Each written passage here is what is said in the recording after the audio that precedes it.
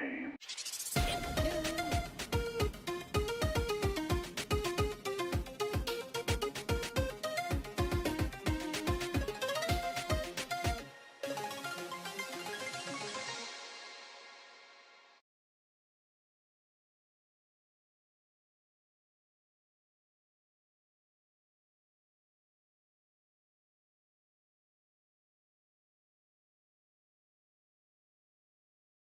He's a grower, not a shower.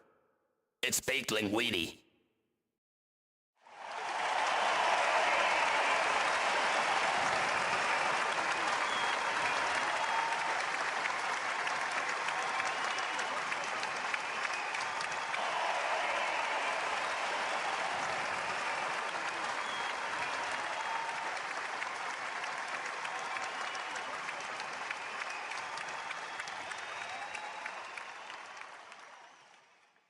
Hello there. No one's watching, but if you watch this in the after the fact, I appreciate it. But I'll be watching the Half-Life 2 20th anniversary documentary that came out at the end of last year.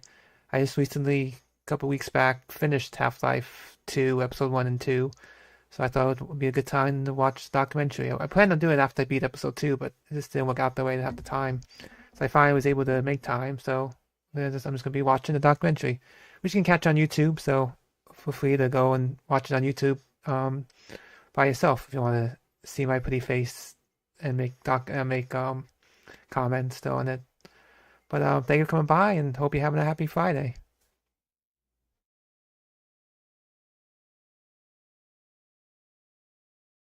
Oh, hey, Chris. You're nobody. That's not true. You're somebody. You're a mighty good man. Thank you for coming by. How's your Friday going? Sorry for being late. I just kind of lost track of time. I try to stay on the schedule, and I didn't do it today. But I don't think anyone's going to complain. So let's do this, shall we? Let me just move this over here. There we go. Let me fix my face cam.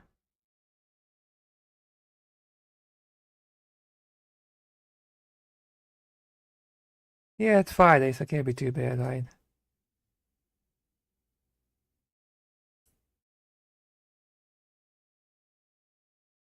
So I think that should be good. So let's do this. A lot of cameras. It's kind of like Half-Life 2. Let me know if the sound's good. Oops.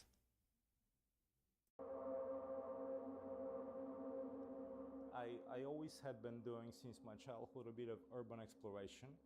So I love to like break through a window of an abandoned factory or building or train It station. looks like Half-Life 2. My hobbies used to be what's on the roofs of buildings, what's in an abandoned building cellar and in a factory.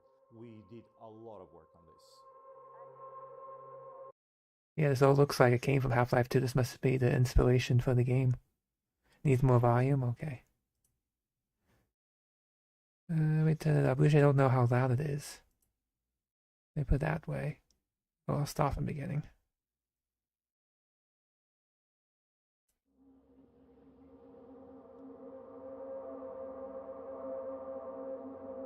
Is that better? I always had been doing since my childhood a bit of urban exploration.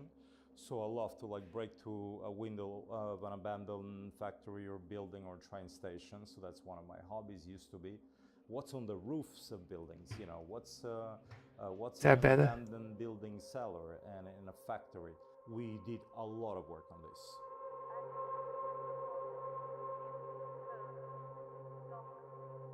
this. Still more, really? Is that low?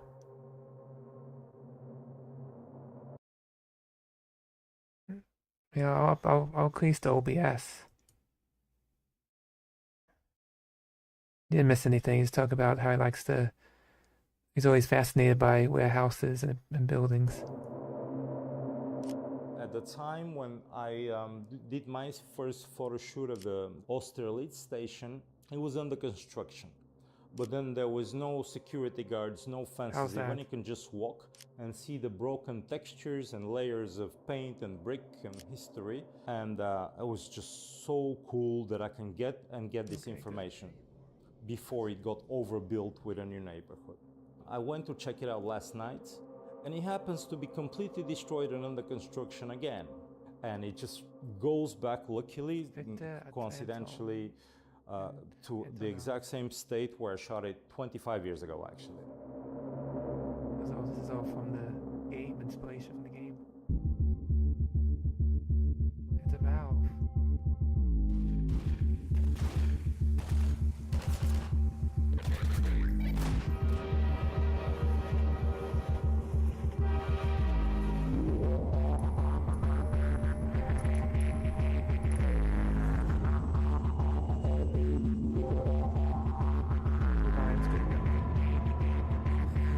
This all looks familiar.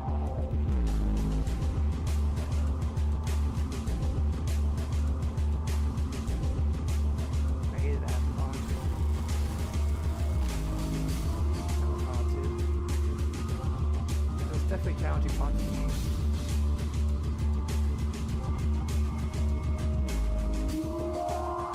On my volume now.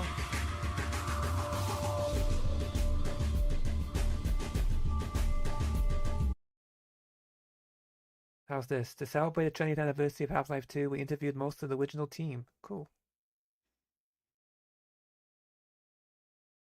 Does that sound better now?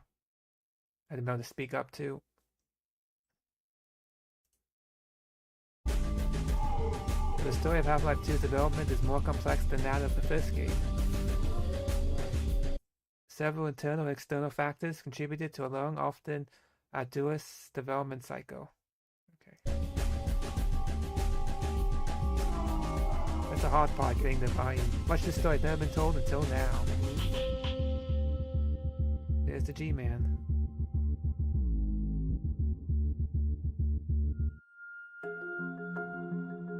Trusty Crowbar. Chapter 1. Raising the bar. See what they did there, raising the bar. The trusty crowbar. So one of the big challenges with Half-Life was just establishing the company and sort of determining whether or not we could actually make video games at all. Like, my background was operating systems and spreadsheets. Mike Harrington, who was the co-founder, had a similar background. He had a little more game experience than I did. But with Half-Life, you know, we were pretty sure we were going to fail. And then Half-Life was successful. The first Half-Life it was like a lot more documentary, successful than we had any reason to expect. And now we had to follow it up, right? We didn't want to have a sophomore slump. We didn't want to be a, you know, a one and done kind of company. So now we had the terrifying obligation to our customers and to our fans to somehow advance our game design skills, our technology, all needed to level up for the second game. I think a bunch of us were really shocked by the success of Half-Life 1. We were this young, unproven company. I don't think any of us really knew what to expect when we finished the game. I remember when we started working on Half-Life 2, we had already set the bar pretty high for ourselves. So during Half-Life 2, what we were really trying to do is take advantage of the visibility that Half-Life had created for us in the industry to continue to hire the best people that we could find in the world. It just got easier. The bar didn't get any lower, but the fact that we had, you know, it went from, hey, this weird dude who worked on cool operating systems wants to convince you he can run a game company to, oh. I would say, look at the cool shock in his background. I know that's made of. You can run a game company to, oh, Half-Life won a bunch of awards, and now they're working on a sequel to that. It was either my first week or my first day was actually the going away party for Mike Harrington, the co-founder. Yeah, I came to Valve when it was just tiny. We had, I think, or maybe 10 or so people. Dave and I grew up together in Louisiana, so he and I had always talked about maybe starting a game company at some point. And during Half-Life, that kind of changed to a, maybe instead of that, the dream could be you come and work here at this one, you know, with me. Yeah, you know, and I interviewed the day that Half-Life went gold, and I took the team photo of there's like an old photo of us. We broke a paper mache head crab and everything. Yeah, I was freaking out.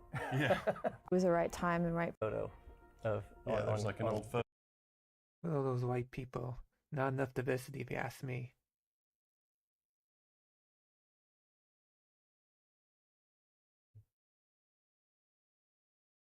Photo of day. us. We broke a paper mache head crab and everything. Yeah, I was freaking out. Yeah. I was actually working on a video game concept in high school, and I was seeking a mentor, and I got in touch with Mark Laidlaw at Valve. I guess it was the right time and right place, and quite a bit of luck, and I ended up getting an internship that way. I guess I was 17 at the time. So you've got a whole company that's familiar with tools and a whole process, and then we just started over. Like, we rebuilt the tools and we rebuilt the engine. So we had this long period of time where we could sort of take our time on design. And so we spent a lot of time working on story and just trying to figure out how to make this thing bigger, like somehow more epic. It was the right time. Things, and a lot of those stories. Photo of There's like an old photo of us. Oops, I hit that. It's free air and water. And so then A video game concept in Dave and I grew up together. Oh, sorry, this is hard. that's do it on familiar with VLC. tools and a whole process, and then we just started over. Like, we rebuilt the tools Sorry, and we VLC rebuilt is the hard to engine. tell them to. Look at that. And I think that's what that stuff says. Object properties, point _ bug bait. You probably know what it means, right, Chris? You're a computer whiz. So we had this long period of time where we could sort of take our time on design. And so That's what I wanted to look at. This was Cell Block 3, about the whole map, the whole description. Most battles happening on ground floor. The top floor provides a breathy space for which to watch and intervene in players' favor. Those stray ant lions sometimes come up the stairs or through the windows.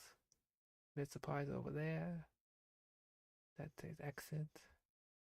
Okay. Guards A have backs to player. Players free to ignore them or ambush them. Yeah, I'm sure it takes. Yeah, I'm sure they'll tease all the cold and stuff you have to put together. That's what I want to look at. Is cool. we spent a lot of time Old, working on story and just trying to figure out how to make this thing bigger, like somehow more epic.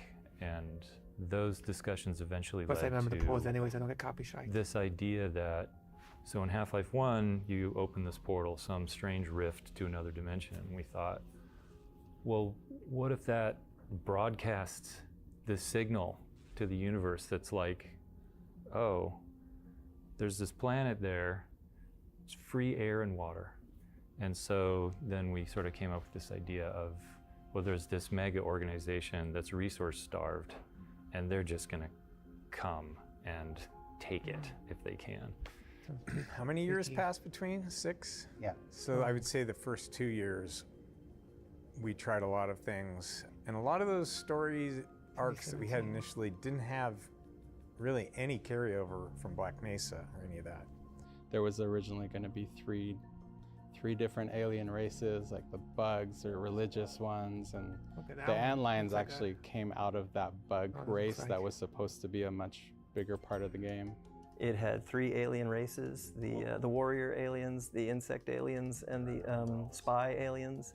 And it had like a Prague-like city, which ended up being the closest thing to City 17. In a lot of ways, it reminds me of writing music. You know, everyone was sort of riffing ideas on, well, what if we did this or tried that? I remember we were really ambitious at the beginning. I remember we designed, 4 cities? At one point, Prague, Jerusalem, Chicago, Los Angeles, I believe. We had an Arctic base, an underwater base, an icebreaker ship, an airplane sequence that crashed into a high-rise, which we cut right after 9/11.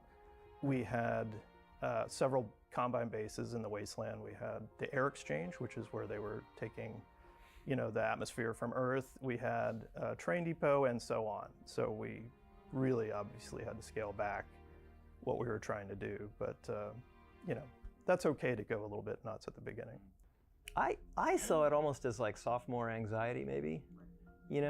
Oh wow, we have to surpass Half-Life, and Half-Life was important, and so it was like this unbounded ambition. And we kept asking ourselves, and Gabe kept asking, well, how is this Half-Life? where, you know, when you have a silent first-person narrator, you could tell people this is Gordon and throw that character into literally any environment and say, yeah, this is Half-Life. But unless the environment is telling you that that's the case, you're not. It's very arbitrary. So we wrestled with that a long time. Slowly, the sort of grab bag of characters we had, we started to feel like there was connections between them, and then at some point we realized, oh, we could make this out of the science team, the survivors from Black Mesa, and suddenly that idea, for me, was the idea of it's the science team.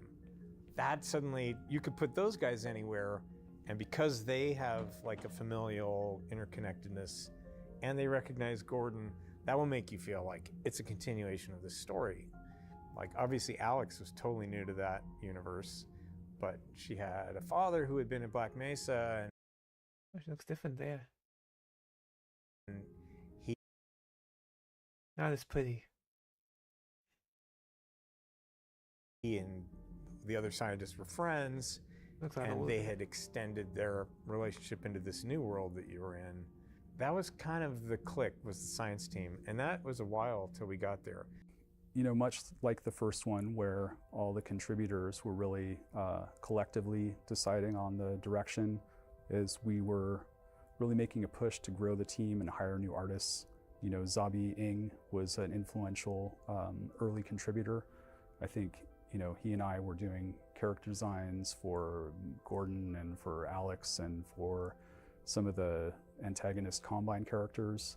At the time, I was looking at a lot of sometimes really the helmets, which I think are kind of one of their defining features, was based off some gas masks from Europe that I had seen in some reference. I remember doing early concepts of the new HEV suit, like, what's Gordon gonna be now? And I had kind of just started, and so I was like, I'm gonna make this my own. It looked, I guess, kind of like the still suits in Dune, but black and a lot more belt buckles and latex. And Gabe was just kind of like, what's this? Like, it's Gordon. I was like really proud and excited. It's like, why is it not orange? You know, it's like, or something to that effect of essentially like, why are you giving up this iconic part of the character? People love it. Yeah, people love that. So what are you doing? And it's like, you know, I was like, yeah, I guess he's right. So we kind of went back to the drawing board and ended up with what shipped. And we had like, I don't know, so many creatures that we tried and abandoned, you know, not because they were bad, because we had better things to pursue, you know, more like there were the sack ticks, the cremator, the crab synth, the stalkers as an enemy. We had a little bit in the game. Yeah, right? we shipped the stalkers, but not as an adversary that you fought. Yeah, there was definitely an evolution of how biological versus how synthetic a lot of the creatures in Half-Life 2 were. And I was always hoping to get to a space where it was ambiguous, you know, where you couldn't quite tell if this was created or if it had grown or if it was natural or synthetic. There was some synths I did that never shipped. Actually, we did ship them. They were at the end of the game when you're going through the Citadel. I had designed these synths that no animator could figure out how to actually move because they weren't built to move. And much like some of the environments that we've seen, you know, released in the leak that were very dark, some of the early Half-Life stuff was also very dark. But at the time, video games were very dark. In the interim, before we hired Fletcher, and before Victor was there, because it was the old environments, right? I don't remember how it came about that they built this level, but the idea was there was some looting going on. And the idea was you're in this little alley and you see a citizen, you hear a voice saying, TV! Bring TV! Like they just got into the TV store and there's the citizens and the cops are fighting and you see a citizen run past you holding a TV set and he goes, get one, get a TV, get yourself a TV. And then he runs off down the thing and you go in another courtyard and there's a cop with a nightstick and a citizen and they're like having a fist fight. And it's interesting because the NPCs are negotiating their bounding boxes and there's some animation like how difficult it is to contact. We captured everything. We took pictures of whiteboard design sessions. There were really crude drawings and ideas. Some of the stuff. Look at all this on the board. This went through lots of markers. Could have That's the main pool. Wake and moon pool, camp corner, sick bay, level 1, level 2, all the different ideas for the story. Yeah, we'll cut that scene too, yeah. Those are the Half-Life graphics too. From the very beginning, made it all the way to the end. You know, Ravenholm, antlions, dog, Kleiner's pet head crab, and you know, those things were just so fun in the moment that how could they not survive, right? The other thing that was really memorable is I remember we started making the world really dystopian, really dark at the beginning, and some of the concept art shows that. We didn't think players would enjoy spending 20 to 40 hours in such a dark and a kind of oppressive setting, so the game lightened up considerably over time, but you know, still maintained the feeling of a security state. So I was trying to like get all these cool ideas that the team had already when I arrived and streamline them. You know, instantly I think we were friends with Mark Laidlaw. We had a common sort of vision and fantasy to create a Orwell-like city. And then slowly, you know, I brought context behind that.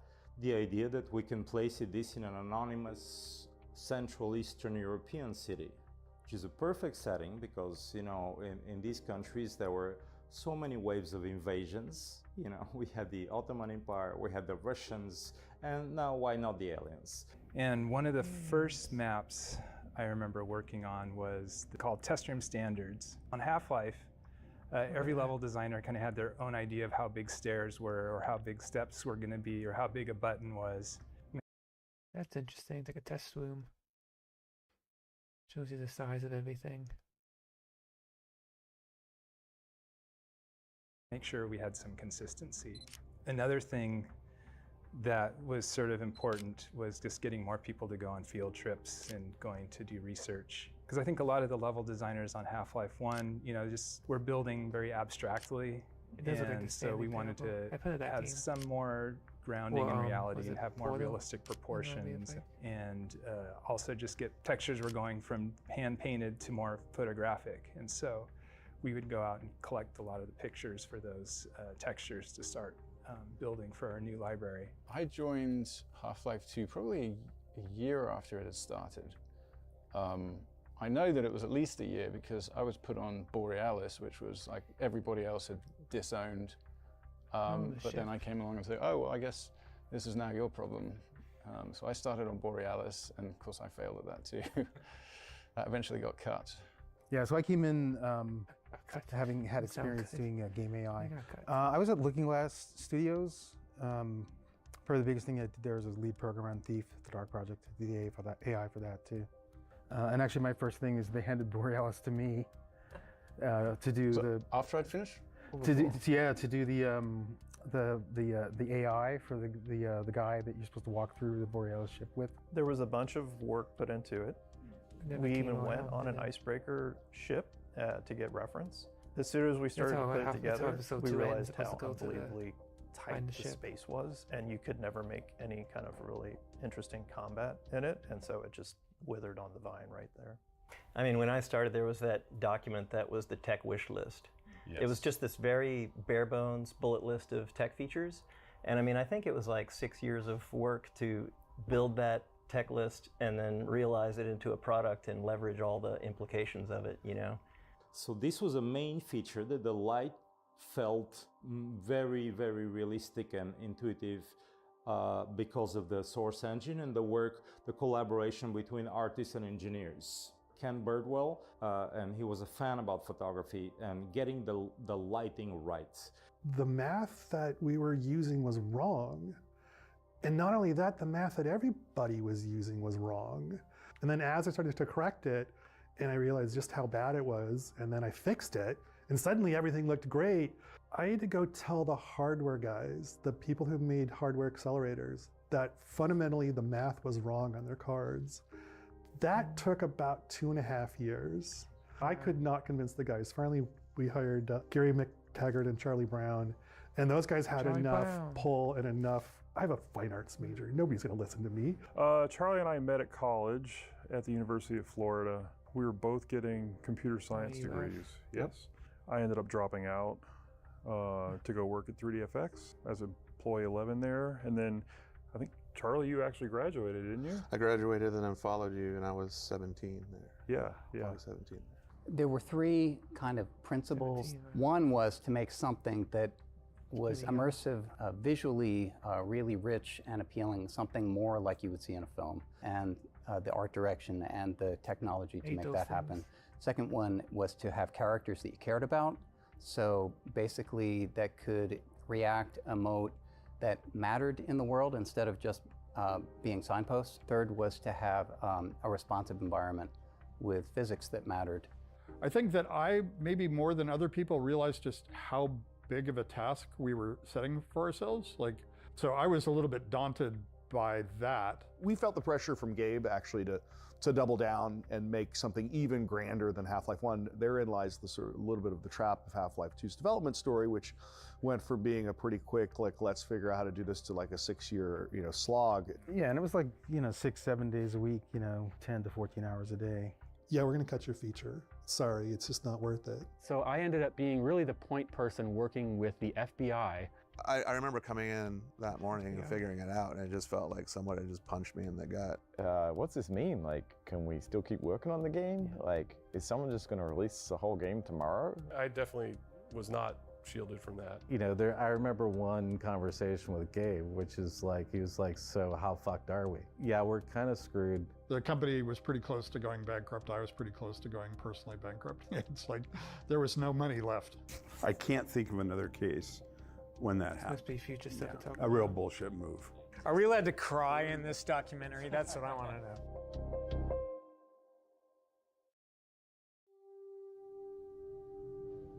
Chapter 2, Performance. The Doctor's Lab. Remember, we shipped Half-Life 1, and, the world loved it, and we're just super happy. Like, yeah, we did this thing, and we had a big meeting. That was a hard Gabe game. looks at me and goes Half-Life like, harder than so all the Half-Life 2. animations are terrible. How are you going to make Half-Life 2 better? In Half-Life 1, we made what were at the time significant improvements, but still they were fairly robotic and mechanical. And so we had to go and do a huge amount of work on the animation system and on the facial animation system and coming up with authoring tools that allowed you to do it. Well, end of the line. A lot of this was level design, like figuring out how to build atmosphere. We knew that we wanted to start you off seeing the Citadel right away. And we wanted to introduce you to the city with this great voice acting from Robert Culp. We wanted to finally do real characters. We knew that from Half-Life 1, the way that players would respond to having any character talk to them was like way beyond the reaction that we expected. Like when we figured this out in playtesting, like if Barney would follow you around and shoot things, suddenly you just love this guy, and you love the scientist, and you love these characters. So we knew we wanted to just bring that like way up to the next, like levels beyond what we could imagine. And the theory was if we could make a character who could act realistically, that would help the player make an emotional connection to the other characters in the game. And at the time we decided we were going to do that, not only did none of the technology work, but I would go talk to industry professionals and they would tell me not to bother because you couldn't do it. Luckily found a research work done in the 70s by Dr. Paul Ekman. And he had just broken down how the face works and how humans make expressions. And he had this incredibly wonderful, formal, clinical description of what a face does and the sorts of things that normal people do with their face. I tried this experiment with putting a grid on Scott Lynch's face and shooting him from the front and the side so that we could get points from this grid in 3 space for the geometry, and we got shots of his texture, and we found a good way to model a reasonable head, of his geometry, and then project the texture onto it, and then abstract it or stylize it enough so that it didn't look totally photographic, but it looked like a kind of a real person. Occasionally, when somebody hears the history, it will, generate a light bulb. But no, I don't get accosted. No one's asking you for beers or anything? No, or buying me beers. We added Ken's eye tech to that, which was amazing because he really modeled and he went deep into the research of how eyes work. Eyeballs was about 9 months, just on eyeballs, but you have to do each step. You have to get the shape of the eye right. You have to get how the eyelid gets pushed by the cornea and the ball of the eye. So as your eyes move around, your lower lid, your upper lid, all of those get shifted slightly, and it's all automatic. It was wonderful. The day I got it working, the characters went from looking like interesting dolls to, Alex just looked at me.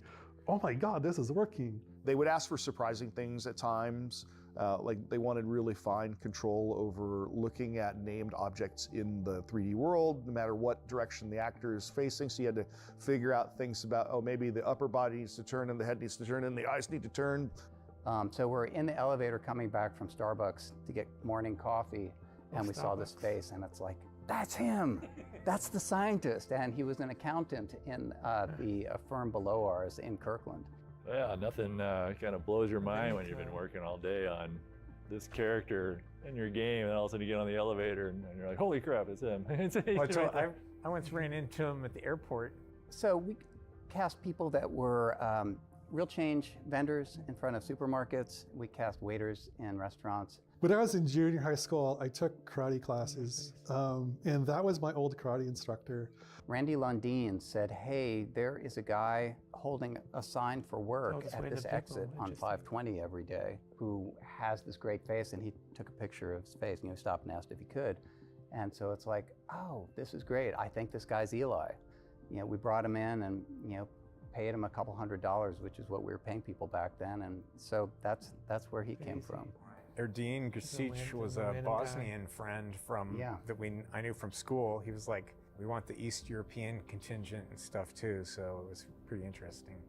We wanted anybody to feel a part of the world when they're playing it as a player. And so, we found people from pretty much every skin color, different ages, male and female, equal numbers of males and females. Sadly for them, they all had to share the same voice actor. Sadly for us, too. We dropped a crate of rockets coming across the plaza. We hoped for one more fighter to help storm that barricade. We never dreamed it would be you. Kleiner's Lab was the first prototype that we did of how characters could work together in a scene. Yeah, it was like a proof of concept. Yeah. We kind of had to make that work, and put everything we could into it at the time to test all the technology, and then know from there what can we do, what else can we do with this. Turning it into a performance that would be engaging rather than just audio, radio play kind of thing. Yeah, I mean, that was the point where that scene was where it all started to come together, all our theories and hopes for what the experience might be. And it all went completely smoothly. It was out of the box. It was amazing. The most difficult technical aspects are really kind of boring. They're the character is running through AI, and now they need to jump in and do, hug another character. Now they need to pick up something from the desk, and that thing on the desk can move, and where the character is can move, and where the player is can move, and everything about this whole scene can move dynamically. And to get to that stage where it just looks right is this huge technical challenge and artistic challenge. But once it's done, it's just amazing.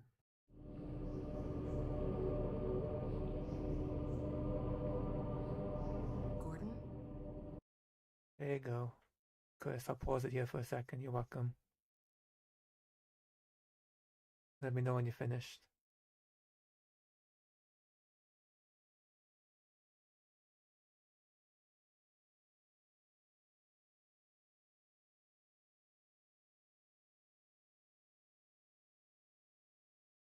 No problem. Wait!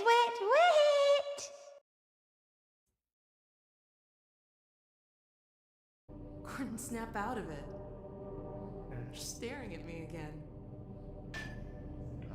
Warming up nicely. Are you sure you don't want me to swap out the polarizer? I remember when we got Fletcher on, and he would kind of teach us about how they did things at Disney, and they would bring in acting coaches for the animators. What does sarcasm look like?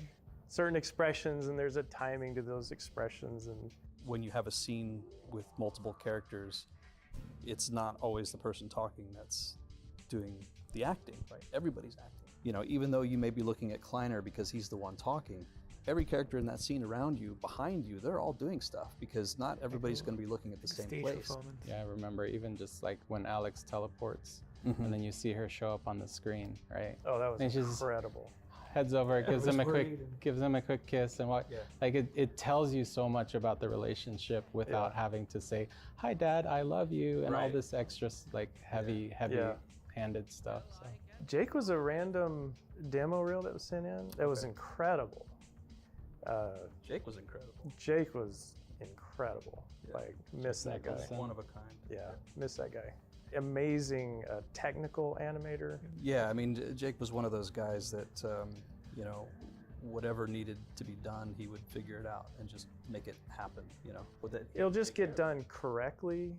I think also the context of when all this was taking place, like the problems that he was helping solve were just things that weren't being done. Even something as simple as passing someone an object between two characters sounds super simple, but actually really back then it complex, was- especially back then.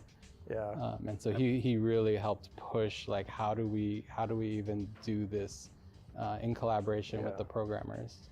Zabi wanted to do a goo thing, so I worked on the shader for that. I did the Might be stuff dead, for yeah. rendering Talk that and about all like the his little death, so monitors we might everywhere take that showed other scenes. animated. Did the refraction shaders and the supporting code for that. The shaders didn't really have conditionals or loops or anything like that, so we would unroll it all and compile a bazillion shaders. It got to the point where it was so many shaders and it took so long to compile that we, I think Mike DeSalt implemented distributed building system. Everyone's machine in the company was running something that could sit there and compile shaders all the time or do lighting for the levels or whatever. It's all like any opportunity to kind of add to the visual storytelling, I think was. Yeah, and I think we hid the first G-Man the setting Hawaiian. there. He was one. Oh, that's right. He was one of the monitor. Yeah. It would flip to him. Yeah. And then he'd just walk out of frame. The moment where you see him makes you realize there must be a lot of moments where you didn't know he was watching you. He's not Big Brother. That doesn't make realize sense to me that he would be a Big Did that in the Brother first because one. that's sort Saw of it a lot. industrial and bureaucratic. And this is much more intimate. He's always over your shoulder, Oh, that's the voice actor.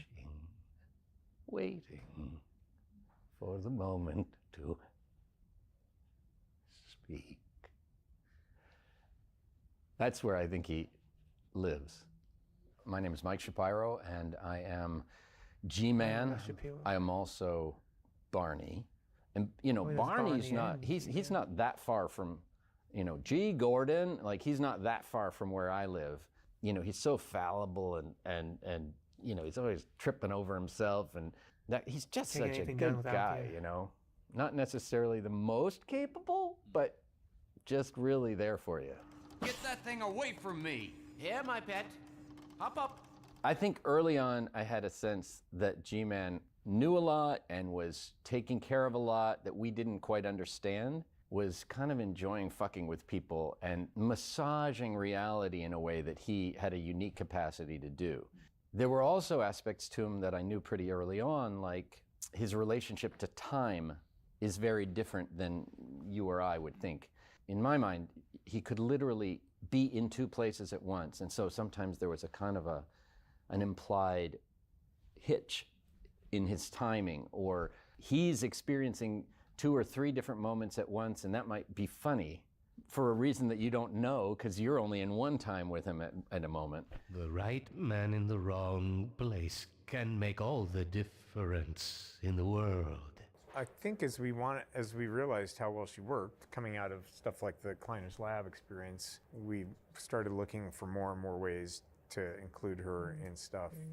And of course, as a partner in creating this character. Wrong place can make all the difference in the world. You know, I pose it think for as you we again. as we realized This how is well what she you were asking worked for, coming right? out of stuff like the Kleiner's lab experience. There you go.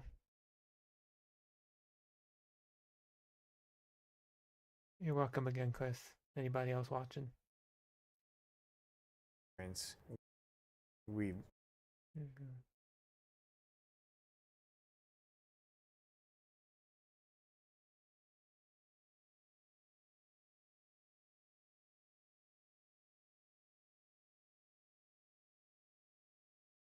started looking for more and more ways to include her in stuff. And of course, she really came to life when we found Merle Dandridge. Yeah. We could feel her already as a partner in creating this character, I think, coming out of that. She's just got a creative relationship with this character, and she's going to bring a lot to it. I feel like she was really able to bring a warmth and humor into her deliveries, too, that other people, it was more like Soldier in a Game, a little bit. I mean, she did this great job of bringing a character warmth into it. And now we're sitting ducks unless we can get this thing running. Come on, Dr. Kleiner, is it gonna work or not? No, there's nothing to be nervous about. Let's see. The massless field flux should self-limit, and I've clamped the... My name is Harry Robbins. I'm known as Hal Robbins. I have a stage name of Dr. Hal. My only doctorate is in theology from the Church of the Subgenius, which I'm involved in. Well, I think perhaps Mark was familiar with the things I do on the radio, and he thought my voice would be good for it. I have a monthly Ask Dr. Hal show on Twitch and Zoom, and I'm also on a couple of radio shows. Well, I'm a graphic artist. I've worked for DC Comics for their Paradox Press line. Well, I have some patrons who I do painting for. I've painted many things for them.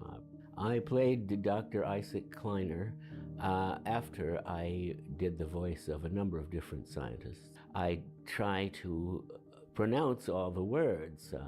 I make sure to aspirate consonants. For example, I don't say didn't the way most people do, even newscasters today. I always make sure to say didn't. Perhaps it sounds archaic that way. Mark wrote archaic expressions into my dialogue, and I would say things like, oh, fie, and so forth. No, not up there! No! Careful, Lamar. Those are quite fragile. It's always nice to see the faces behind. It'll be another week before I can voices. coax her out of there. Yeah, longer if we're lucky. Barney, you're not an animal person. It was always pleasant. I was always well treated. They were always patient. Even if I mispronounced something which was obvious, they would correct me and I would pay attention. And I always try to be as close as possible to a one-take wonder so they don't have to do it again. But that enabled them to do it many times. And so they had a lot of things which arose from that. And some of these are the things I'm asked to say by fans, which are inexplicable to people who don't know the game. Like, you want this guy to say, have you seen my coffee cup? And why do we all have to wear these ridiculous ties?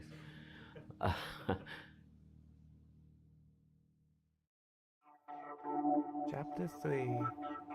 Physics. Oh, it's the main part of the game. That's what made the game.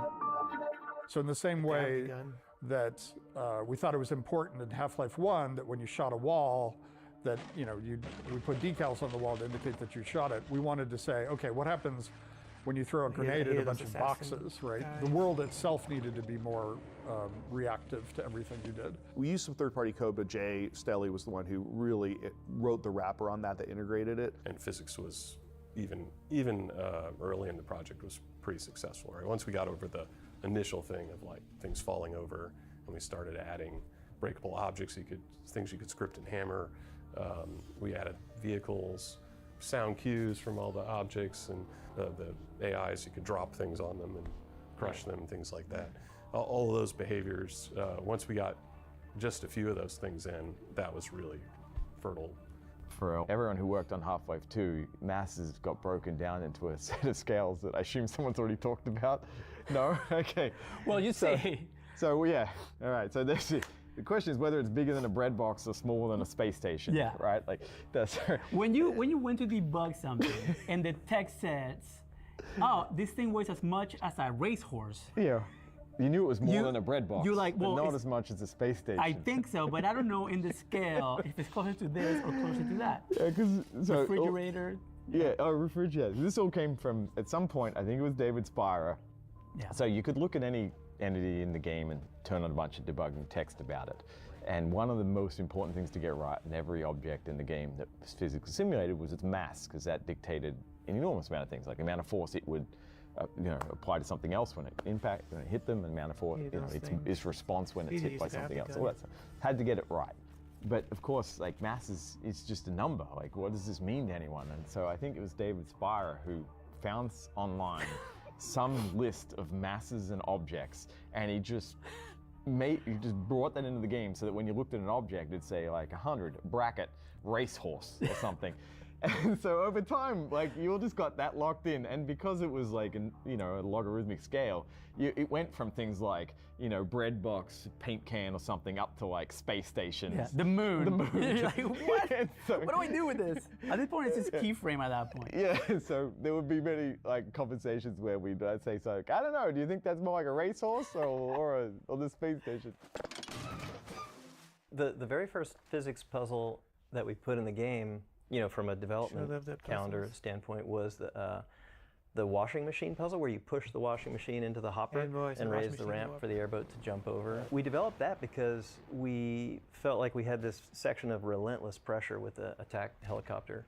Watching players play test, we felt like they needed relief from it. You see the very first training of it in the on-foot canals with the teeter-totter that you have to put the cinder blocks on, which was added to the game later, and it's sort of training of like, hey, you can interact with levers and balance and create paths for yourself. And then later the buoyancy puzzle, we added that one after the washing machine puzzle, and it was just kind of like, oh, you can connect masses with invisible pulley systems and then build little machines that way. I guess at first, right, the gravity gun was kind of this, we weren't even sure we were going to ship it in the game. It was like a development tool. And so it was like this beam, you could reach out and grab things and pull them toward you or reposition them, drop them, grab them from another point. But then we talked about simplifying it and just making it to where it was just pushing on things and pulling on things. And where could we go with that? And the first draft of Ravenholm wasn't really about physics so deeply, right? We ended up reorganizing the game to put Ravenholm after you get the gravity gun. Originally, it was before. You would park the airboat at the dock of Ravenholm and then get out and go explore Ravenholm.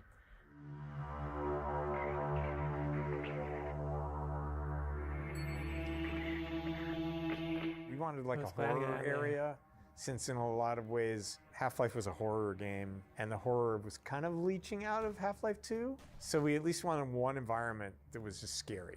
And then we had a design meeting where Doug Woods said, preacher with a shotgun. And it was like, oh, yes. The important thing to know is like, we didn't sit down and design Ravenholm as like the tutorial for all those things. It kind of kept getting things over time. And then after we got more physics working, we had this idea that there would be traps for the zombies in there that were physics. And there were a bunch of them, and they didn't all make it into the final game. And then some of them did work though, and we had to build a system for cutting the zombies in half once we added the propeller traps, and we had to make them the right height so you could crawl under them or the zombies could crawl under them. And then someone had the idea, well, what if the top half can keep going and it can get you under there? We tried that and that was great. Someone had the idea of saw blade, and Ravenholm like already existed, and we ended up like based on this behavior happening in another level, like built the saw blade and went and put it back in Ravenholm. Ravenholm was probably some of the most fun I had working on Half-Life 2. The whole idea behind Ravenholm, and that we were going to starve you of ammo, sort of force them in a position where they have to rely on physics and the context of the objects around them. It's like, oh, wouldn't it be awesome if the zombie it's going to take him 30 more seconds to get to me, but he's got like a barrel right there. Like, what if he could swat that at me? So that was definitely something that was just like, we have physics now. This would be a cool thing to do with it, and it'd be a thing that would make sense and a thing that would be scary and fun. One of the things that John was like extremely strong at was little touches like, I think we called them puzzlets. We did call them puzzlets. Like they weren't puzzles, they were puzzlets. Yeah, it's this little thing that takes you between 5 and 60 seconds to resolve, and at the end you either get something or you feel a certain way. For me, a lot longer. And it was really a big part of making sure that like minute-to-minute gameplay, as we called it, was interesting. Yeah, he was good at that. We actually did this as an exercise of like, okay, take, all the elements in the game and have a grid of, rows and columns of all those elements, and make sure that there's a meaningful thing at each intersection of those cells, so that everything has a meaningful interaction with everything else. And where we saw empty cells, we would actually design a thing. Yeah, like, is there something we could do there? Yeah, barnacles plus grenades, or whatever, Okay, we need to make sure that they'll eat the grenade and then blow up. Like the reason we build these scripting level design tools, it's just, it makes it accessible for all the people on the team, even if you can't write code, to like put something together, try out an idea, see what we can do with this. And the entity system's no different, right? A lot of things the level designers just want to, like, I have this idea for something that could happen. Is that fun? Look to your own salvation. I'll be the real priest though.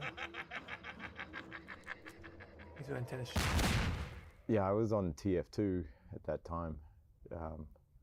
And I don't remember exactly. I think it was during 2000 maybe? Someone else has probably told you this and got the dates actually right. But at some point, we all jumped from TF2 over to Half-Life 2. I feel like that marks sort of, in some ways, in retrospect, like the end of like pre-production really on Half-Life 2, and it becomes now like, let's build this thing and ship it. Chapter 4. Road trips.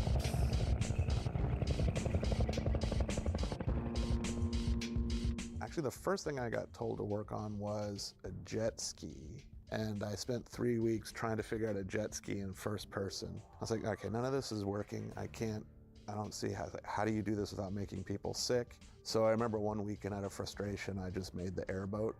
I don't know, maybe it's the Florida bit in me. So Charlie Brown had worked on the airboat, and then we picked it up, a different group. We started working on the canals, and we had this idea of it was going to be kind of like a lot of tricks under pressure, where you're doing like skateboarding type moves. I think it was Kelly Bailey who basically said, I'm playing the canals and I'm trying to do these tricks and I'm failing, and then I'm getting shot. And he's like, I want to be like Smokey and the Bandit. I just want to be smashing my way out. We did this whole other pass of the canals where we dialed down the consequences for failing the tricks, and we dialed up the feeling of, power. Some players It was something. absolutely refused to really stay in their airboats. They wanted to get out and look under every rock, It was behind like that. every tree. For those players, we had to craft enough density through the lengths of the canals to keep them entertained and happy. And then there were people who just wanted to smash through everything and treat it like a racing sim. And so the game had to be fun and interesting for them, and sometimes that would clash. If you stop here, we're going to give you a reward, basically, either a narrative reward or like an actual in-game reward. The Lambda caches, the Lambda signs, we use them a lot more in the canals, and part of that is literally because we did it afterwards. I'd worked on coast maps, and we didn't have that yet. The canals are restrictive because we want you to drive this airboat through them, and we've got all these fun things to do. Like you could jump over things, you could smash through things. The worst case scenario is you're trapped with people who have guns and they're shooting at you, and you don't necessarily have a way of shooting back. Happened to me, I got So, stuck. that led to, well, we need to add a weapon to the vehicles. Well, part of it was the helicopter was such a persistent pain in your ass that we really wanted to put a bow on that whole experience and give you some vindication, some, vengeance, where you get to now hunt the helicopter. So as soon as we attach it, one thing we really intentionally did is you start to drive down the tunnel and the helicopter pops down in your face and it's blocking you, and you have no choice but to just shoot it if you want it to go away, and then you see it flee. And so it's like, oh, okay, the players could connect the dots, right? Now it's my turn. So the next sequence is all about chasing the helicopter down to that final battle at the dam. I remember we worked pretty intentionally to make it the ultimate showdown between you and the helicopter, and some of it was by accident. I remember Brian Jacobson, who did a lot of the code for that. At one point, it accidentally did this thing where it just spit out a ton of bombs, and we were like, that is awesome. Keep that. Make that part of the fight. You know, we tried to make it as action intensive as we could within reason, right? That battle was actually, in a way, we designed it to be a final exam. We unraveled those elements into the levels beforehand, right? You learned how to dodge bombs, you learned how to shoot at it, and you learned how to shoot while driving. And then we throw those things together at you with a little bit of a twist. Canals was sort of like a crucible because a lot of good things came out of it because it was such a difficult design problem. The easy thing to do is to make a punishing design where you just say, you can't go here and we're going to shoot you and force you to fail and fail and fail until you get to see the next part of the game. It's much harder to create something where the player feels there's an evolution, they have some power and some agency, so that their skill is being rewarded and they can be creative in that restrictive environment.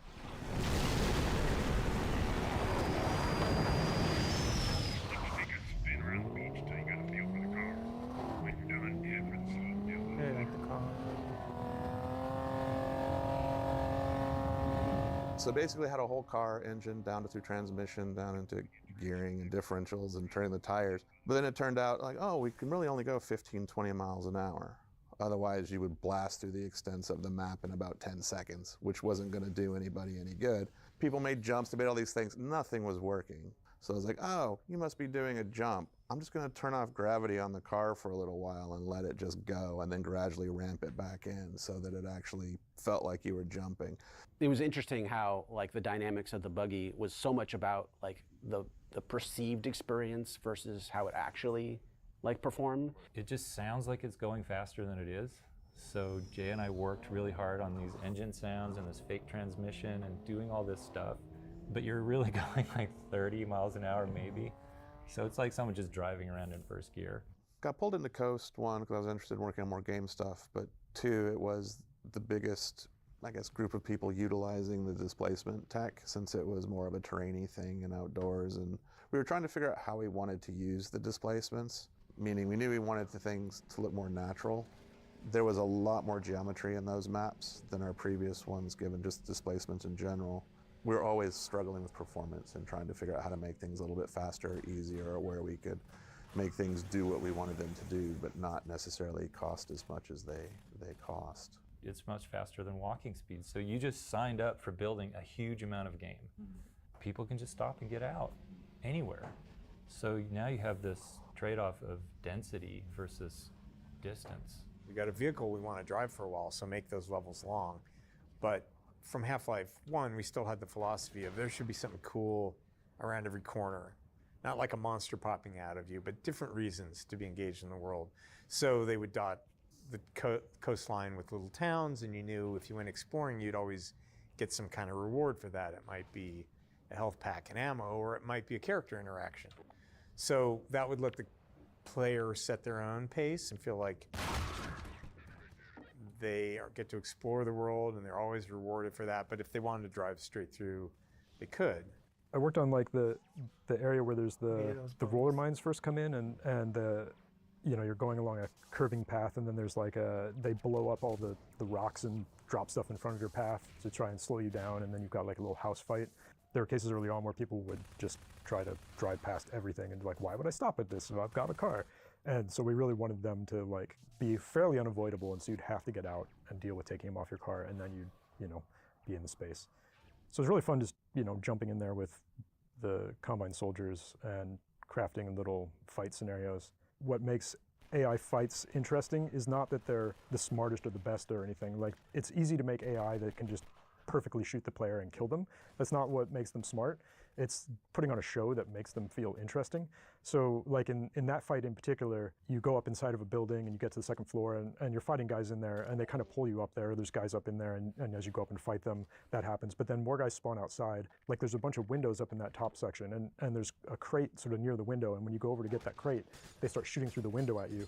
And it's not that the AI actually knows that you're there and starts shooting at the window the moment they see you. There's actually, we have these things called bullseyes that you could place in spots, and they basically would act like a target that the AI wanted to shoot. You know, a lot of that isn't actually the AI being, you know, doing this carefully crafted thing. It's more of us thinking like, what makes this like a neat presentation for the player and gives them that sense that they need to hunker down. Like later on in the same coastline, there's a sequence where you're fighting a gunship and you're in the lighthouse. And as you go up the lighthouse, it's like sort of predicting where you are and shooting through the windows right in front of you and giving you that same sort of show. And that's all like bullseyes and things. Almost every game you play, you're developing a sense of mastery, and that actual sense of progress and mastery is the fun. Piecing it all together is like very core to what makes it fun. Hello, Dr. Freeman. The car's all ready for you. I remember this spot. I don't remember. It took me forever to get past this spot. I was having trouble. We did the player drivable crane first, I think, right? And yes. Then we went back and used it again, you know, at the start. That's a perfect tutorial. Yeah. Like it's perfect training. This is how that thing works. Yeah. Don't forget, because it's about to happen later. Yeah. You have to do it. We did actually get very close to the base of a crane. You know, obviously you want to be in the crane, you want to be driving it, all these things. But yeah, we did get up very close to this crane again. I think it was asking somebody who was just wanting to take some pictures for a video game. Could you just let us in, try to act as like nice and non-threatening as possible. We need the buggy to get into a state where it was flipped, so you could have to learn to recover it and all that sort of stuff. Like, oh, we're gonna flip it over, and then you have to proceed, you have to use the gravity gun. We're just trying to wrap that in some sort of narrative instead of just spitting some text that tells you if this happens, you know. That was, you know, I mean, the crane was a hard physics problem because, like, one of the worst case scenarios for physics is really, you know, high mass objects moving around because they're going to apply an enormous amount of force to anything they touch. And we have a rigid body physics system. So in the real world, when giant, heavy mass touches something, usually it crushes them. We can't really crush anything. So already we're in like a tricky place. Mm-hmm. The good news was we had a fixed space it could operate in, right? We could control how far you could extend the thing. And so as the level designers could look at it and be like, these are the only things that the crane will ever really be able to interact with. And so we could be pretty careful around, right, what are the things that that this magnet's going to touch, and let's make sure that at least the physics works pretty well for that.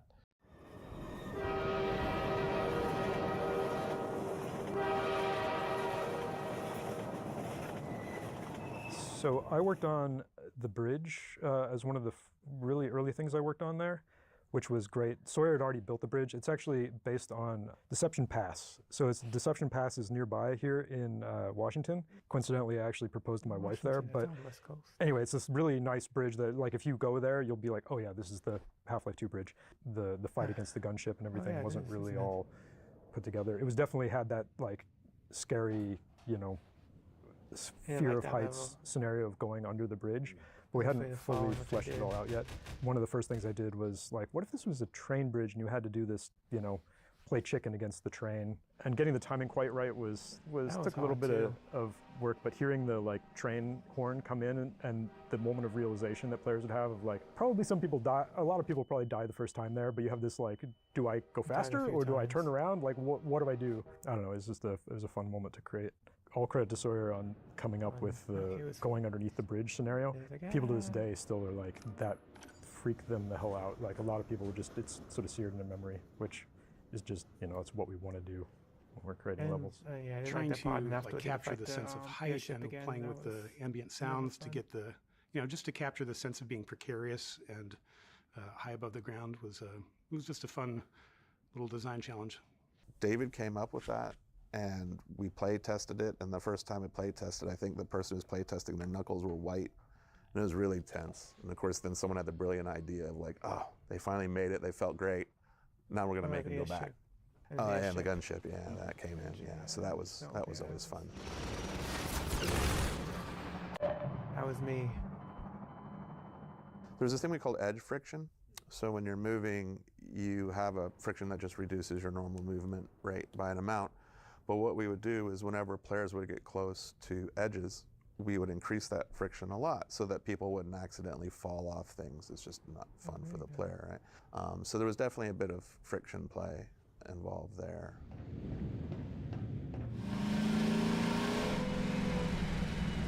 Gordon Freeman!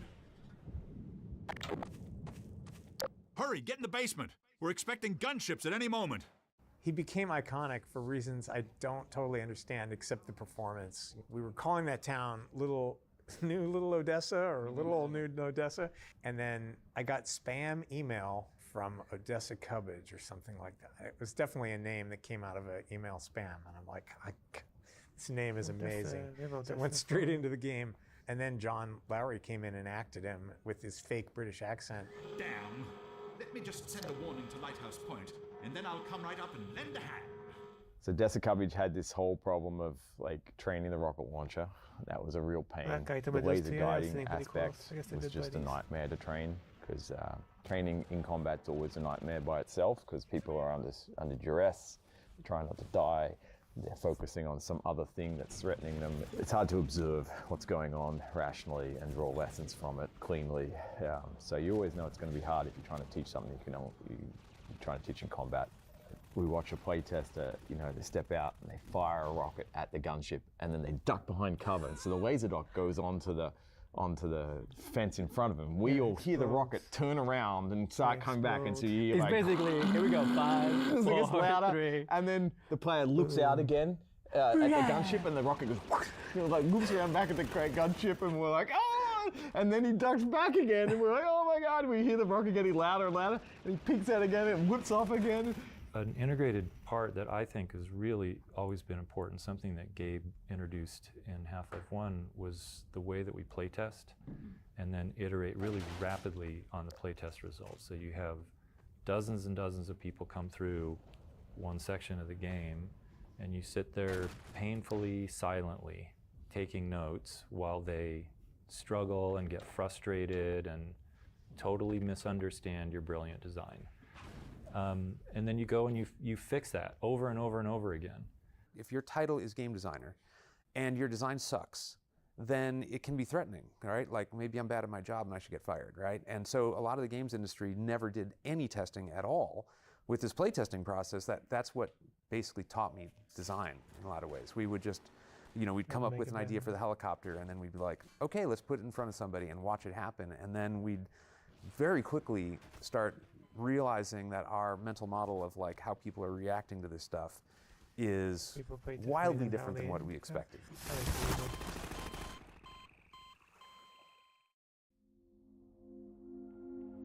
I joined the team in January 2000. I had met Gabe when he was starting Valve, and I was at Sierra Online. But pretty much the first thing was, Gabe was like, so when you were at Sierra, we did this deal with you for Half-Life and Half-Life 2.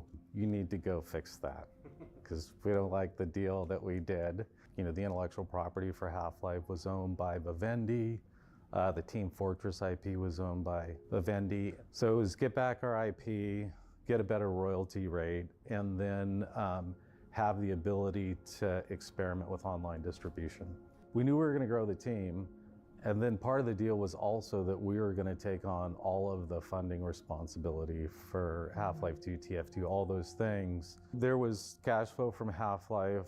We were figuring out how to do things here and there like expansion packs. A large part of it was Gabe tapping into his assets. He had done fairly well at Microsoft, not crazy well, but things started to get a little thin.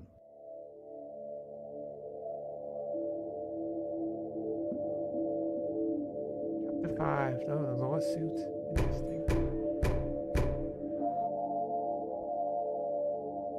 So I assume you guys have talked to Scott or Eric or somebody about sort of the context of the whole. Yes, we talked to Scott, Eric, and Gabe about it. Sierra, by that point, had become acquired by Vivendi, had worldwide distribution rights, but only for retail packaged product. Vivendi was licensing Counter-Strike to cyber cafes. We went to Vivendi and said, hey, this is not a big deal. Just agree that this is outside of your license. And, we've spent a little bit on attorney's fees, just cover, some tens of thousands, just cover us for that. And we'll move on and just keep going. And they wouldn't do it. I think some people at Vivendi did not like the new deal that they ended up signing. And I think there were some hurt feelings in some quarters about that deal. When we said, hey, the cyber cafe thing, you really can't do that. Coming on top of, a year negotiations and torturous negotiations, I think that just struck an angry chord. We ended up filing the lawsuit, but really just on this narrow thing of like, hey, court, will you go just read this language and say, are they outside the license or not? And Vivendi decided to go World War III. We filed our case in Seattle, federal court in Seattle, and they hired a law firm to defend it, of course. There was some initial skirmishing about discovery. There were some disputes and motions that had to be decided by the judge, and those went all Valve's way. And then suddenly, the law firm disappeared. They hired a big scary law firm from San Francisco. They thought, okay, Valve's had some success in this case, and so we need to change their mindset from we think we're going to be successful to we're going to be destroyed. The next thing we knew, here comes this big stack of counterclaims, everything from canceling the 2001 agreement to obtaining ownership of all the Half-Life IP, to keeping us from doing Steam, to you name it, where they included Scott and Julie Lynch and Gabe and Lisa Newell, his wife at that time, personally, as defendants. And so it was kind of like, well, we're going to put Valve out of business, and then we're going to bankrupt the two of you. I think that was a lot of what they felt like was their path towards winning this fight. They decided that it would have more effect and be scarier if process servers showed up at everybody's house in the night and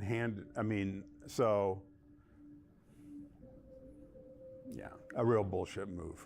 It's not a legal strategy. It's basically trying to intimidate you. In other words, they're saying not only are we going to take all this money from the company, but we're going to take money from you personally as well. I can't think of another case when that happened. They were certainly a lot bigger than we were. Vivendi was a multinational conglomerate. As compared to us, their funding was infinite. It felt very David versus Goliath.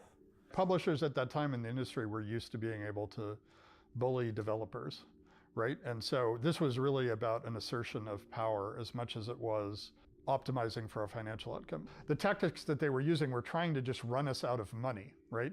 So they knew how much money we were making because they were doing retail distribution of our games. And so they were just trying to crank up our legal costs as just another way of draining resources from the company. We were protected from that a lot internally, so we didn't have to think about it. They did a pretty good job of letting the team concentrate on what the team could do without worrying about the future of the company so much. I mean, that was my perspective. So yeah, I definitely was not shielded from that. The lawsuit was something where it's like created all this uncertainty around whether the game's going to come out. Vivendi was definitely trying to use that as leverage. I have speakers like and that. so even if we finish the game, they're not going to let us release it. There came a point where Gabe had pretty much used up his liquid assets. And he was like, should I put the house on the market? And I was like, yeah, I think it's the time where you put the house on the market if we want to keep going. The company was pretty close to going bankrupt. I was pretty close to going personally bankrupt. We went all in.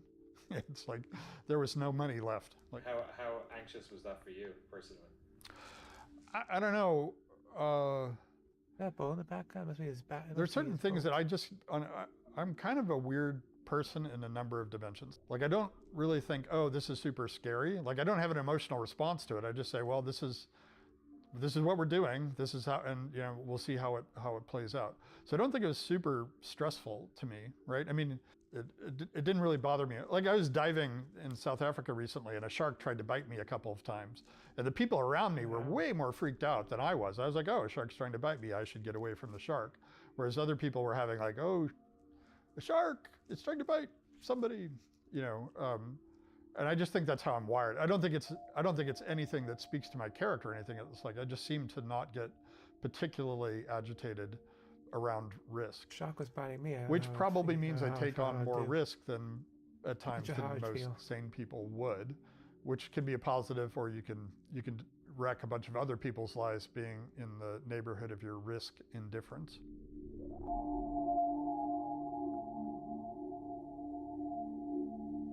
As a team worked, most had no idea how short of cash Studio really was. Legal fights with Vivendi would continue right up to the launch of Half-Life 2. I did not know about the lawsuit.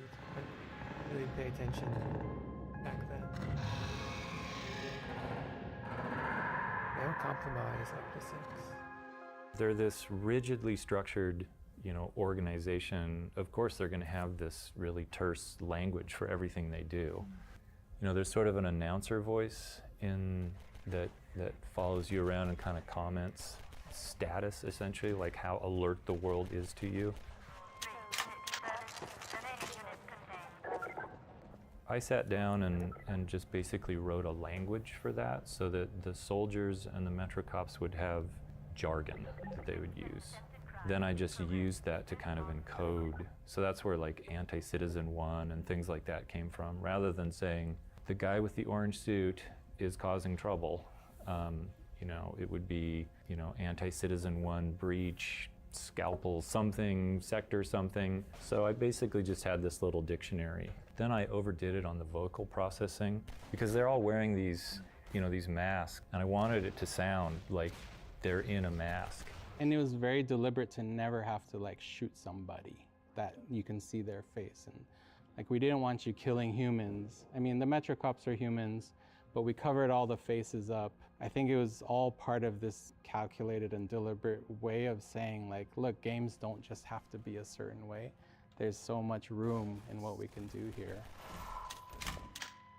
Well, the Metro Police and the Combine Soldiers share a lot of AI. And so there's an internal communication among them. And one of the things we did, both for the sake of difficulty and exposition, was limit the number of squad members that could be firing at the player at any given time. I think it's 2. So if you have a squad of 4, a guy who has an opportunity to shoot at the player grabs one of those slots, if it's available, and starts to shoot. And if someone else, another squad member, wants to attack the player but no slots are available, they have to find the next best thing to do, which is, I'll get out of the scene for a second, or I'll go reload, or I'll throw a grenade. And that was all stuff that we learned building Half-Life 1, and I think got a lot better at.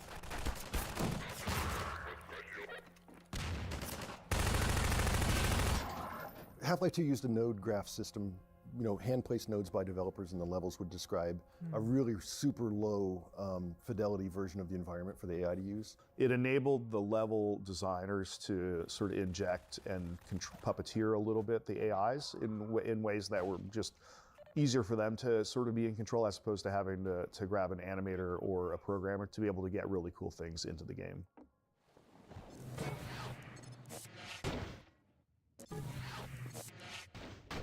Who's the sand guys? I like them too much. It's really control them. Floor is Lava is like a really obvious piece of gameplay.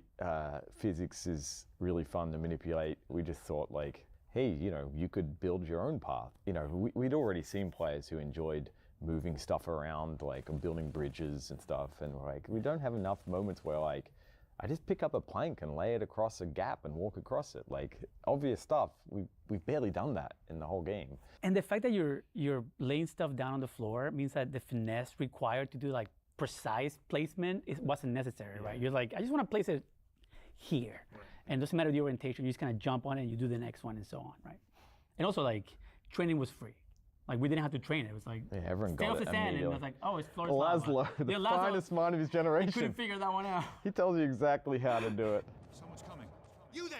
Stop where you are! Stay on the rocks! Don't step on the sand. It makes the antlions crazy. Laszlo, don't move. No. Help! Poor Laszlo. Dear God. Poor Laszlo. The finest mind of his generation. To come to such an end. We were heading for the Vortigaunt camp, hoping to pick up some bug baits so these damn things would leave us alone. But without Laszlo, Oh, the two of them. What's the point? Maybe. You just give these NPCs a name at the moment they die, and let the fans fill in their whole life story and give them something to play with. The free man will have need of these pheropods on the paths ahead. Gather them now. Nova Prospect and the antlions with the pheromone balls were really fun because it lets you experience them in a different way, and it was another classic example of getting the most value out of technology investments that people could. I remember the beach thing. The design intention was definitely to make it feel like a sort of D-Day beach landing. You didn't come from the water, but you're storming up towards these old gun emplacements, if I remember right, with Combine in them, and you're like invading the bunkers, and you're bringing your horde with you. You're overwhelming the defense, these in-place defenses. It was surprising how much chaos you could get away with. I remember we did a lot of tuning to make sure the antlions spawned. We had difficulties from time to time with design some choke point or challenge or whatever. The antlion flow rate wasn't enough to make it feel There was two of chaotic them. enough. Like we had like an that atmospheric goal spot. too. It wasn't just about like mechanically can you Two overcome this. gunships You to wanted to take feel down. like your forces have stormed the walls. They're everywhere. There's chaos all around you. And so a lot of the tuning was about achieving that feeling, not just about mechanically getting past the enemies that we'd set. Nova Prospect was different than a lot of the maps that I worked on, at least, is that in that we had some early art prototypes that were done. We have this whole concept of like zoo maps, we call them, which are basically like little art test scenes, how they would fit together, and some basic lighting. But by the time our cabal got to Nova Prospect, we knew we were coming in with antlions and with bug bait. And so we already knew that a bunch of stuff was going to change because we had to support, you and your army of antlions fighting Combine soldiers. Antlions looked great whenever they were being shot by anyone. Like particle flecks flying off, and they always looked great. And so setting them up against Combine soldiers looked great. Setting them up against turrets looked great. Those were super fun scenarios to work on though, because having these antlines that you could just use in any way you wanted was really fun. And coming from the coast, just the contrast of shrinking everything down and then just piling it full of stuff was a lot of fun.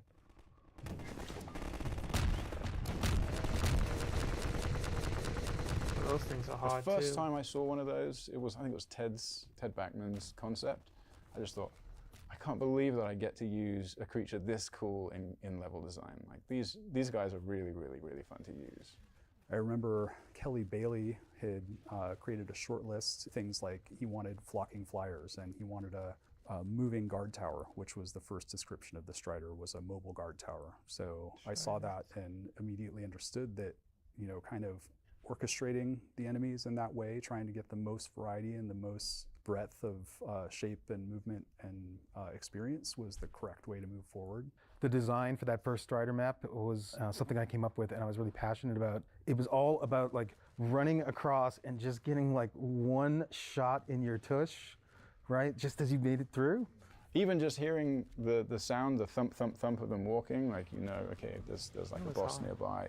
You just see the legs walking by, but you can't see the body. There are so many things you can do with these guys. Honestly, there were still people on the team, I think, that were still thinking that we were going to bomb. That people are just going to not be impressed. When did you know it was going to be good? E3. Yep. E3. Yeah, I'd say the same thing. E3, good old E3.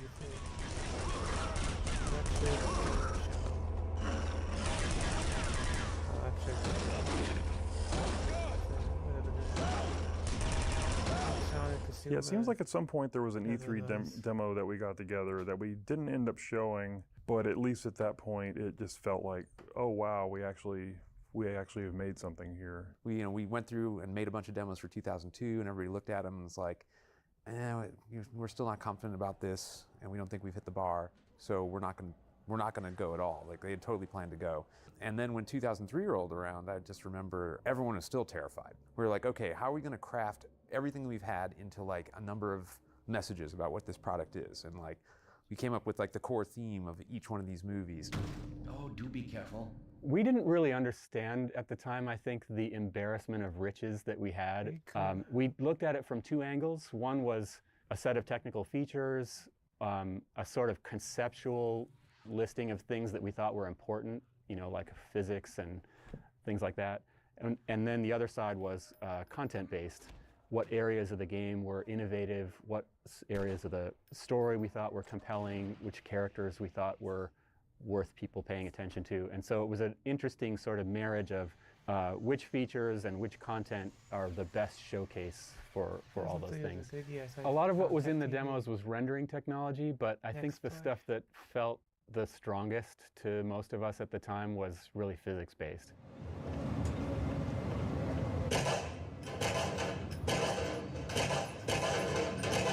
So something looks like wood, then it sounds like wood, scrapes like wood, floats like it, and if you shoot it, it'll fragment like wood. To people at that time, it was pretty mind-blowing just to watch the thing, be able to pick things up, knock other things over, use things in a way that felt true to a three-dimensional reality. Maybe it's on those videos, I don't remember, but people were gasping and, you know, hitting the people next to them because they couldn't really believe what they were seeing on the screen. There's no limitation on the complexity of those interactions. So it's this level of believable and consistent interactivity that opens the door to a wide variety of new gameplay mechanics. This will run on my 486. You know, that person who was talking about a 486, like obviously it's just about, like, you must have a supercomputer behind, like, how are you even doing this? What is going on?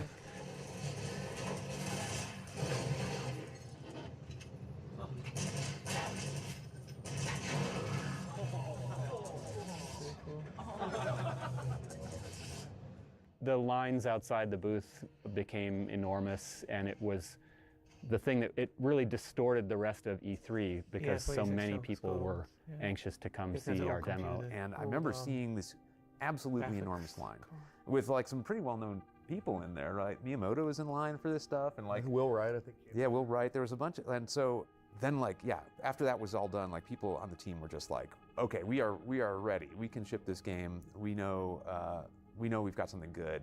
It was really easy at that point. Like it felt like we were rolling the ball downhill until it leaked. Until it leaked. Chapter 7, the hack.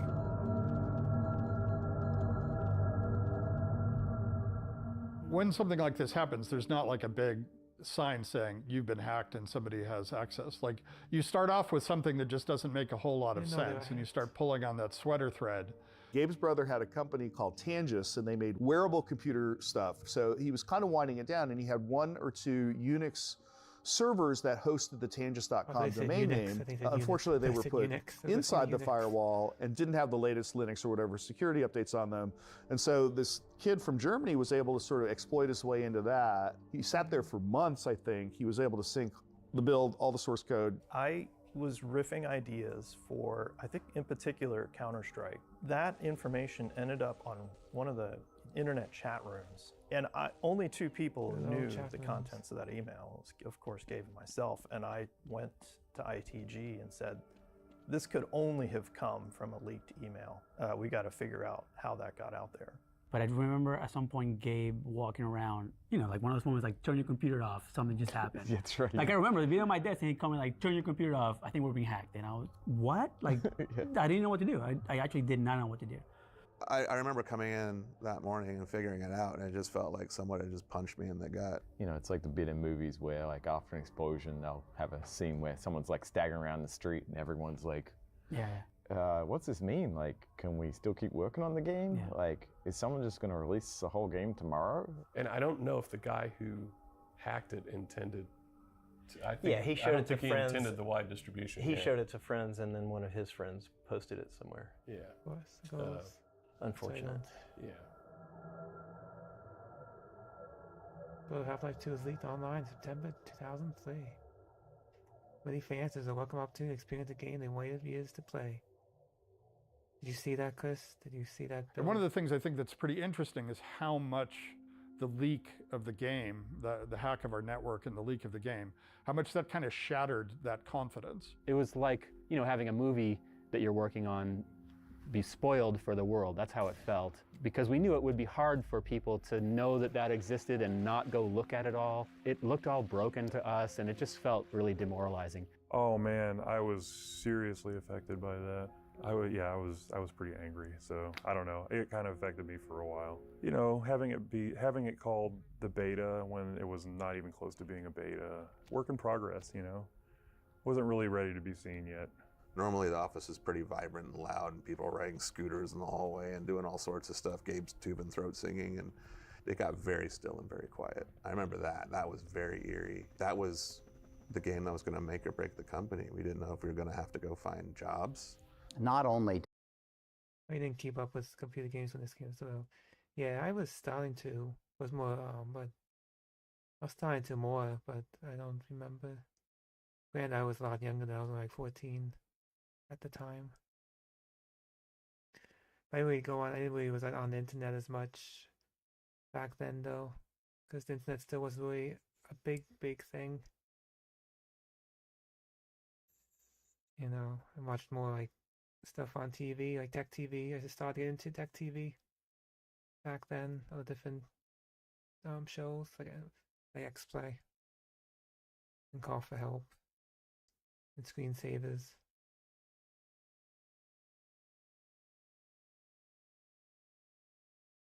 Yeah, well, wasn't really much to it. I mean, it was internet, but I didn't really know.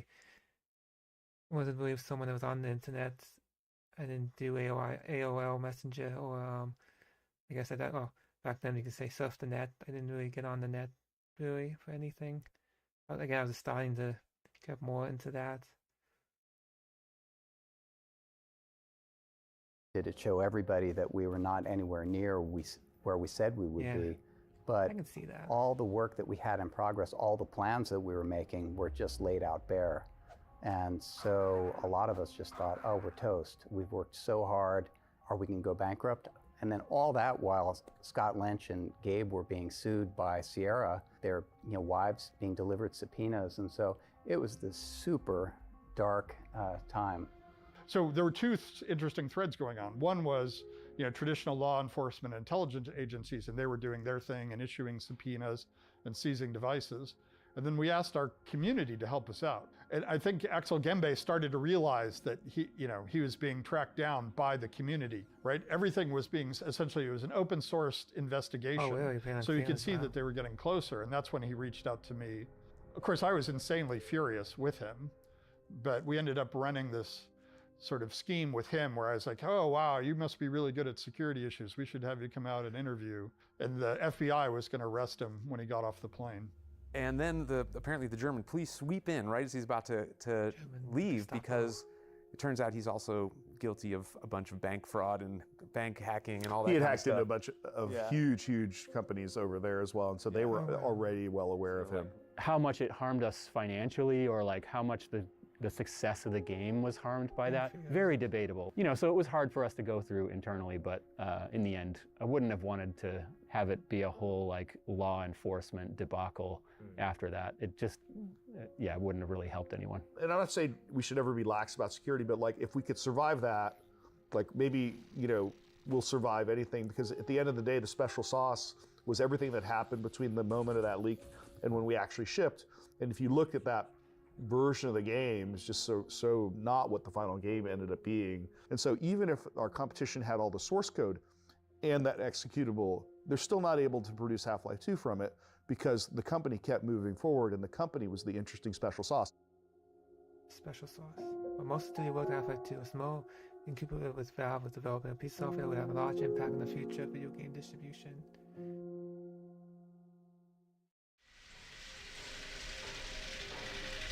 Chapter 8, Building Questions.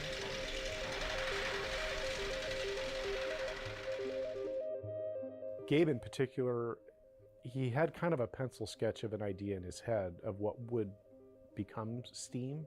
But it was clear that Team Fortress Classic and then later Counter-Strike, it was fundamentally the thing that we were really attracted to was our ability to ship content directly to our customers. I mean, there was a set of business goals that ended up being part of Steam, but fundamentally it was a bunch of game development goals that it was servicing that were so attractive to us. It was a very weird time. Like, I don't think people understand how many times we would go to people and say, no, you will be able to distribute software over the internet, and have people just say, no, it will never happen. I'm not talking about one or two people. I mean, like 99% of the companies we talked to said it will never happen. Your retail sales force will never let it happen. But also people would say users aren't going to want this, right? People want physical copy. Like, there were so many bad faith arguments that were being made. Retail sales is not the goal, right? It's actually an impediment that it's somebody who sits between you and a customer. And we ended up going out. It's crazy how back then people were so far, they didn't think digital was gonna be the future. But now that we are in the future with digital, it's going the opposite again. It wants physical copies. So with everything they can do digitally, take the game away from you even though you bought it. That's not the whole stop killing games movement going on right now. Companies able to just get rid of games even though you paid for them already, and you can't play them because they delete them from your library without even telling you. That's not right. That's why I think physical copies are becoming more of a big thing again. Even though it's so easy to get digital because it's just 1, 2, 3, like Steam. You can just buy it and all the sales. We really don't own it. That's the scary part. It can be taken away from you. So you can pay $50, $60 for a game and a digital copy, and you can lose it. You can't. That sucks. But crazy back then how we should have stayed with that model, I guess. We should have stayed with physical. To finding this company called Applied Microsystems. So we ended up hiring most of the original Steam team from that other company to build initially this sort of in-game advertising streaming model, but then there was the epiphany that, hey, it's just bits. Why don't we just download whole games this way? You guys go off and do it. The decision to not only use Steam to ship Half-Life 2, but actually to require Steam, even in the versions that were purchased at retail in a box, was the most interesting decision of all those, because it turned out to be an incredibly important decision for the future of the company. And a lot of us were nervous, and a lot of the people who had been at Valve for a long time. I know when it came out, I bought the later version on the orange box. I didn't need Steam because it was just for the Xbox 360. But that was a physical copy of Half-Life 2 and episode 1 and 2, and Team Fortress 2 and Portal. I didn't need Steam because it was a game console, I guess, because it was a game console version.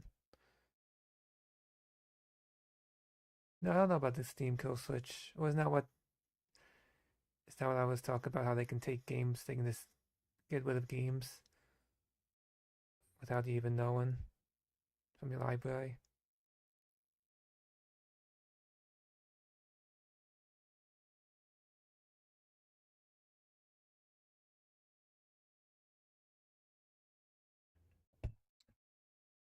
Since the very beginning, were the most nervous about that decision. And so it was one of the rare exceptions to our decision-making process usually, and Gabe had to really step in and say, no, actually, we're doing it this way.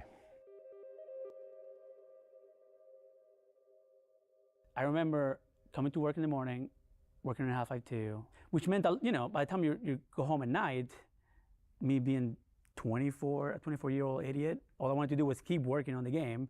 And, I started just making the game work on multiplayer, right? Mostly just working on prediction, like what would it feel like to have a gravity gun on a multiplayer setting, right? Getting physics objects to work. It was just curiosity. Scott Dalton saw me working on it, and he's like, I'll make a map, and then we play. Put the map up, we started playing in the office in between, builds of Half-Life 2, like playtest. And I remember Gabe walking by my desk, and I remember him going like, what's that? And I said, oh, it's Half-Life multiplayer. And he's like, show it to me tomorrow. And he just walked away. I think that is one of the advantages of the general cost we always pay to keep our code in a single code base. So when we're working on TF2 and Half-Life 2 at the same time, at that point. We're paying this continuous cost in Half-Life 2 for the fact that it's built upon an engine that's designed to do multiplayer. But it means that when you get to this later point where you start asking, well, can we build multiplayer deathmatch out of this? Like, the code's all sort of built upon a client-server sort of foundation. Definitely the most entertaining thing that you could throw at somebody that happened to be scattered around the world was picking up a toilet and hurling it at someone's head, and then having that show up in the upper right corner of your screen with name, toilet name, was very satisfying. So Steam shuts down all the Steam games ever.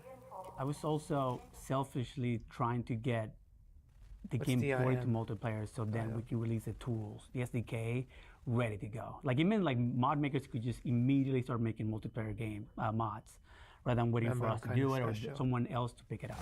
Kind of retarded, as Milestone says. We were so heads down working on what we were working on, and we didn't really get a chance to play the train station. I remember that was one of the lessons that came away from Half-Life 1 is like, we need to be building these games backwards in a sense. The first thing we're going to put in front of people is the thing we built when we're as good as we can be at it. You know, we know our tools and things like that. And a lot of the anxiety over, are we building a good game, was behind us. And I felt really confident, yeah, we're building a really good game. Chapter 9. End of the line.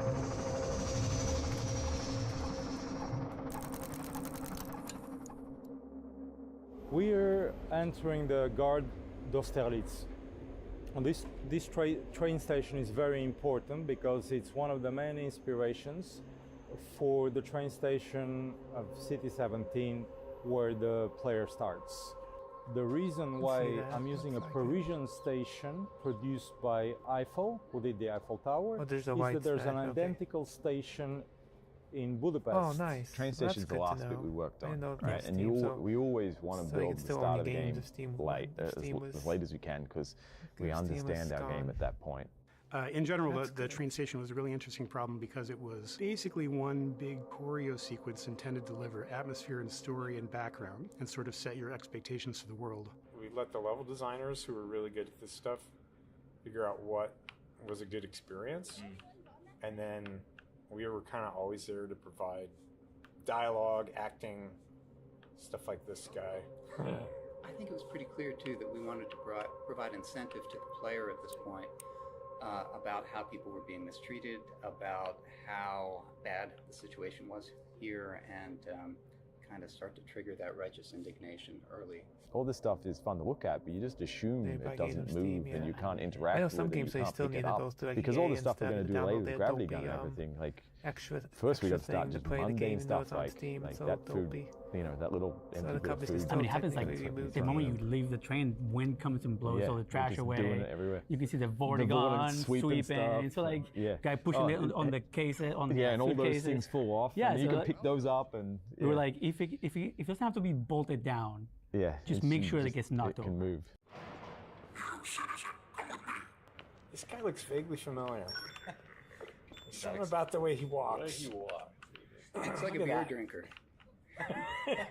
Who would have thought Barney has the capacity to go undercover, right? Like that seemed to be, you know, above his pay grade, above his intelligence pay grade from the get-go. Look at that beautiful animation. But where'd his hat go? It's gone. Something is not right here. This magical combine tech. We were trying to figure out how to get people to figure out how to pick up things and do things. And we were all just sitting around, because we've been having this problem for weeks, racking our brains, and I think Robin had a Coke can on his desk. And at some point I got frustrated, and I smacked it off his desk. I'm like, well, you pick that up then. And then everyone kind of sat around. I was like,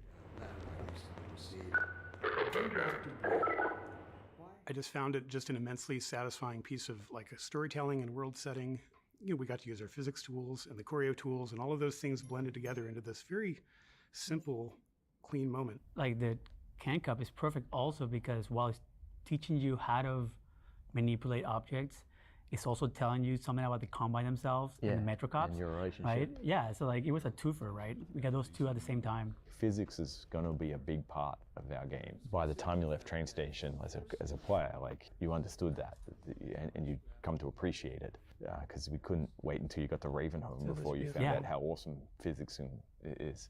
If you'd had any kind of weapon, I think they would have had to kill you. And we found the longer we sort of held that away from ourselves, the more we were forced to come up with stuff that was still entertaining that you could do. Like the raid is a whole, you know, in the tenements, is a whole thing that could work because the player could only run.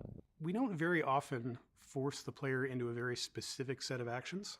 That's one of the few times that we had to learn to really corral the player, and I think it ended up being pretty successful. Like, I think the consequences for sort of not following on the clear path were quick and efficient.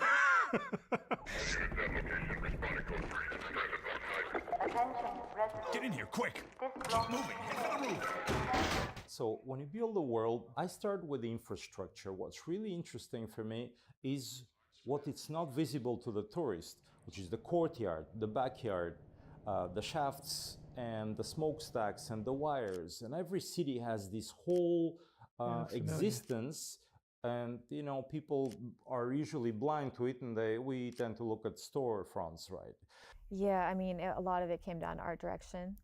I mean, Victor was very, very familiar with all that, the look and feel. You know, there was certain patterns and certain, iconic shapes that anybody who lived there could pick up on. You know, they're like, oh yeah, my grandmother had that dress, or whatever. And my parents are from Argentina, and so they have that kind of sensibility, but a lot of it came down to the reference gathering, which was from Bulgaria, from Paris. We have these buildings that again have back courtyards. They have big staircases. They have attic spaces, cellar spaces, and the apartments have big windows and thick walls. So this was providing already a lot of context for people who can hide in these apartments. Stop! We didn't do anything!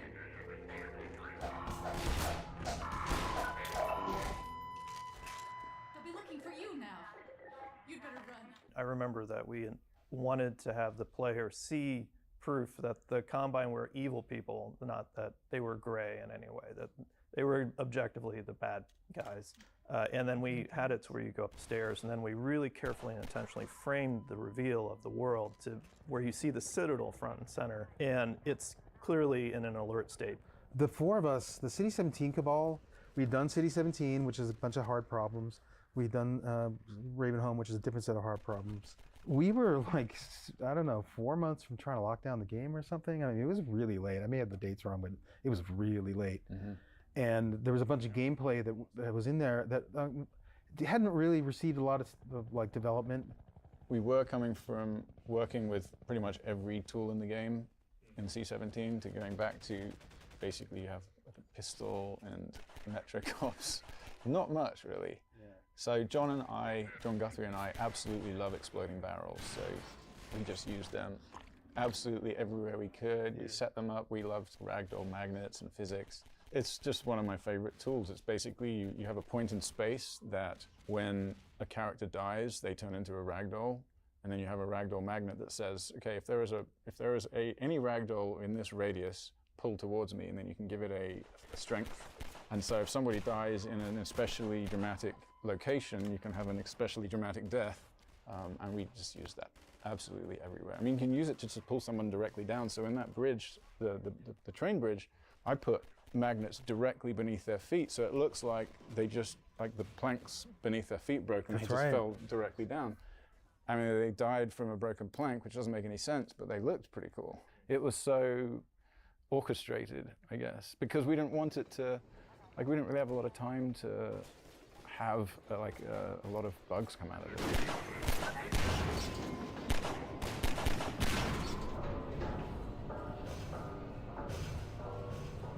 You know, our team was the one that did the Citadel. You know how I said that there was multiple passes on the product over the course of the thing? Well, Citadel had almost no pass. And we were thinking about Street War, and we were like, well, we just had like this incredibly intense, you know, Strider fight. How are we gonna outdo that, especially when we only got a month to do this thing? We then came up with the idea of like, well, what if we made this just be your god? And this is the reward. You've won the game. Yeah, cool. Enjoy. We're gonna like break all the rules and let you be God for a little bit. Picking up, the enemies as ragdolls and throwing them around really came out of that development tool, because you could pick them up and move them around, and people are like, I don't know, that's pretty fun. Why can't we do that in the game? It was either a week or a day. It was incredibly quick. I had every single mechanic of the Citadel mocked up. The Combine ball was actually a very, very heavy watermelon that would bounce around and eventually break up. I had spikes in the wall that you could skewer them on. We had electric fields that you can throw them in. We had the zero-G fields that they would get stuck in. And we had ripping off the machines off the walls. All that stuff all came together within an incredibly short period of time, just a couple days. Very shortly after that, people were like, we were having a real hard time with the AR-2's alt fire, so maybe we'll just steal this because it's kind of cool and we'll bring it earlier in the game. Game development never does this. It never just materializes out of nothing in that short a time and is just something that everybody's excited and happy about. And it just, it felt really good to be a part of that.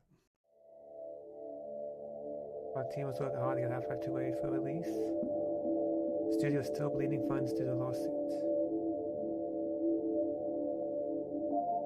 I started working on trying to find another source of funding to keep Valve going.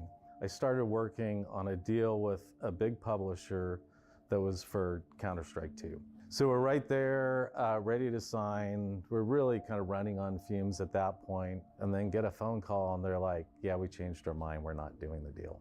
I remember one conversation with Gabe, which is he was like, so how fucked are we? And I was like, well, we're kind of screwed. We could probably reformat everything that we're doing, but it means we'd lay off people. And we still had the huge uncertainty of what is going to happen in the lawsuit. Immediately started chasing another publisher, and were able to get a deal done with another publisher for Counter-Strike 2. When we got the deal done, Gabe at that point was super into knives, and as the deal gift for the parties, he built a knife that was inscribed Counter-Strike 2. And so the deal structure was, after we ship Half-Life 2, if you decide that you don't want to keep moving forward, then you can just decide to terminate the deal and we'll pay the money back. That ended up happening. So maybe a good choice, because it took us a long time to ship Counter-Strike 2. So that we got done in probably May of 2003. And then through some more depositions, Vivendi figured out that we had gotten this new infusion of capital and kind of lost their mind trying to figure out how did that happen, because it was clearly part of their strategy was running us out of money. But what we decided was, hey, let's focus on the real nub of this and the thing that's going to lead to a resolution. Getting the judge to decide that we were right about the cybercafe business, and also to decide that we were right that if you were distributing these properties without a license, that's copyright infringement. We had asked for information about what they were doing in Asia, including Korea, and they, I think, to try to make our lives more difficult, produced a big chunk of documents in Korean, that were in Korean. I mean, everything from email to contracts to you name it. And one of the things they were doing is just dumping huge amounts of discovery on it to force us to go and just have somebody go and look through it. It's like, oh, look, they ordered sandwiches again, right? It has nothing to do with the lawsuit. It's just an attempt to overwhelm us with tens of millions of pages of documents on the assumption that there's nothing in it that will be particularly problematic for their case, that will eventually just we'll either spend a bunch of money, which plays into their hands, or we'll just eventually give up because it's finding a needle in the haystack. And then we found the needle in the haystack, and that changed things quite dramatically. It just so happened that there was an intern, summer associate, who was a native Korean speaker. And I said, Andrew, hey, can you look at this pile here and can you just tell me what's in there? I would guess that particular intern probably went through a couple thousand documents that day, and only one was consequential. And they said, well, there's these other emails between these vice presidents where one says something like, hey, we destroyed those Valve documents like you asked. And I said, are you sure it says that? And I said, yeah, that's what it says. Well, Google And so, of Translate. course, that led to a conversation between me and the lawyer for their side about, hey, it looks like your guys are destroying evidence. What's up with that? They wrote back and said, you're out of your mind. Whoever translated doesn't know what they're talking about. And I talked to Andrew again. I said, well, it looks like we're going to have a kind of a fight about this. Are you, we're going to need an affidavit from you about your translation. Can you tell me a little bit about your Korean skills? He goes, well, I'm a native speaker. At UCLA, I majored in Korean language studies. And I said, that's good. That sounds like we're in good shape. The assistant general manager in Korea sending the letter to the general manager of Korea saying, I have destroyed those documents related to the Valve case as directed, which I think is one of Carl's happiest moments as a lawyer in his entire career. Just like stuff like this never, ever happens. I did a lot of lawsuits for a long time. I never saw anything like that. Never. Maybe there was document destruction that couldn't be proved, but that was like, we're talking about it in writing. I'd never seen that before. At that point, Judge Zilli said, all matters of fact are now, according to Valve, you don't get to contest any of those. Now we're just discussing how much you're going to have to pay and what the damages are. And Gabe was still pretty mad. He was mad. He really didn't want to settle. Did you ever become one in He 10, was or mad enough that he what wanted happened to to that keep in 10? going. But I remember sitting down with Carl and having a conversation with Carl, and I was like, so Carl, what do you think? Should we settle at this point? Is the right number? And he was like, well, there's this old saying, there's a difference between being a pig and a hog.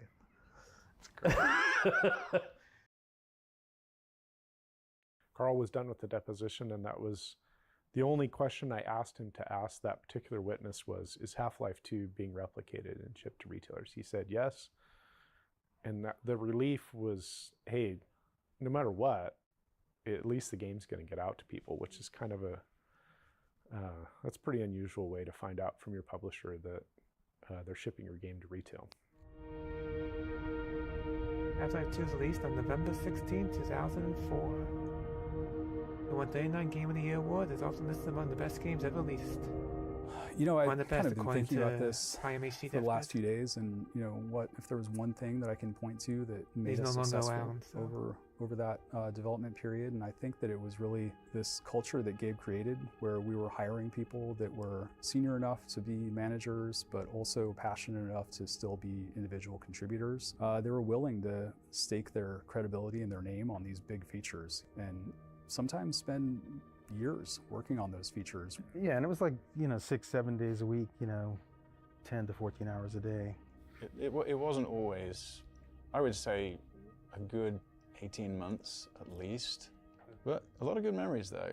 I mean, everyone in that room has such a great sense of humor. Like we knew each other's sense of humor, we trusted each other, we respected each other enough that like we could rib each other without, like stepping on each other's toes and stuff, and it just worked pretty well. It was just bigger, more pressure, but and I think that seriousness in some ways, there's still humor, but that seriousness kind of infuses into the game. You feel it's a heavier game. It's the most cohesive product feeling I can think of at scale that we've done as a company. The whole company was just aligned and got it done. I think back on this experience, and it was a really hard time, but I feel super grateful because we were supported to make the very best game that we possibly could, and given the time to do it, we're going to ship it when it's done, even when we made unreasonable promises about when that might be in advance. And it was also at a time before the game industry was quite as specialized as it is now, where people got to wear multiple hats and contribute in all these different ways. So it was a rare life experience, and I'm really grateful to have been part of it.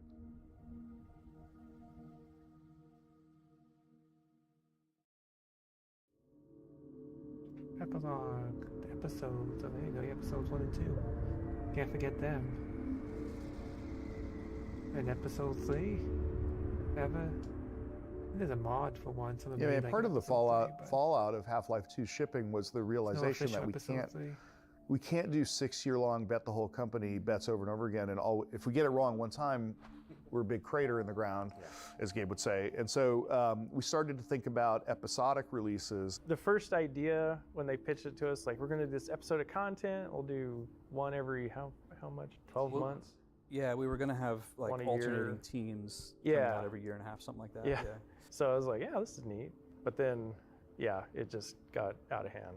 So when they decided to start playing with episodic content, the promise for me that I felt was we can build smaller pieces, denser pieces faster, and we know what we're doing. We're going to be really good at this. So a lot of it was like, you know, do more with less, like keep a bunch of the existing stuff and retweak it to make some new interesting scenario. Like probably the biggest real new thing for episode 1 as far as technology was just having Alex with you throughout the entire thing and having her behave It was nice in a having way her the that whole was time, unlike believable before. and fun.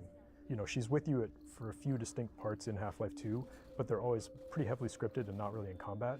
Having her there and able to actually be a useful companion, so there's a lot of little tricks that we did to try to make that as fun as possible for players. She doesn't have supernatural knowledge. She's not like just finding things without you lighting them up. But like if you throw a flare out or you look at them with the flashlight, it's like, okay, she's gonna go for that target because she can see it. We were like cranking on that, and it took forever. Like we were not just partying, hanging out. No, I was that pretty much crunched that whole project. Yeah, we were crunch mode. And then same thing with episode 2. We started at the same time as episode 1. And so we ran for an extra year that way, which allowed us to stretch and push more. So the hunters were initially something that we wanted to have a more sort of frenetic pursuit built into the design of the character. So it was really focused on, at the time, creating a creature that could follow the player into more types of spaces. One of the questions was, how do we keep Alex out of your way during this really intense, high-action scene where the player has agency to make whatever decision they want about where they want to be inside the house and that sort of thing. And that's when we got the idea to have her sort of camp out by a window, and she would fire out the window and let you know if she saw any hunters or soldiers out that window. And if the player started to spend time at that window, she would find another one to go be at. I mean, so Dario Casali was trying to create this final fight in episode 2. The Striders always reminded me of Atats in He was a good streamer. Empire Strikes Back. And of course, we wanted something fresh because just rocketing a ton of Striders always wondered what was in his a bit fridge. repetitive after a while. So that's when we started collaborating, talking about the Magnuson device and the hunters and how would those all come together to make this sort of an overwhelming 25-30 minute battle set piece. That was intense.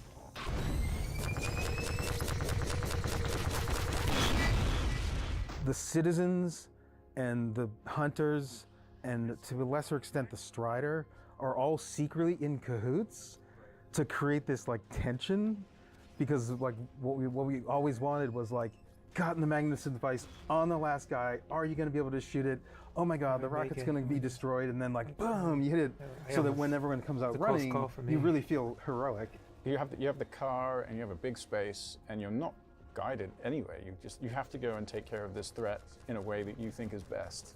I think it pays off. It makes the player feel like, I did this myself. I wasn't guided by a level designer at all, because we give them so many options, right?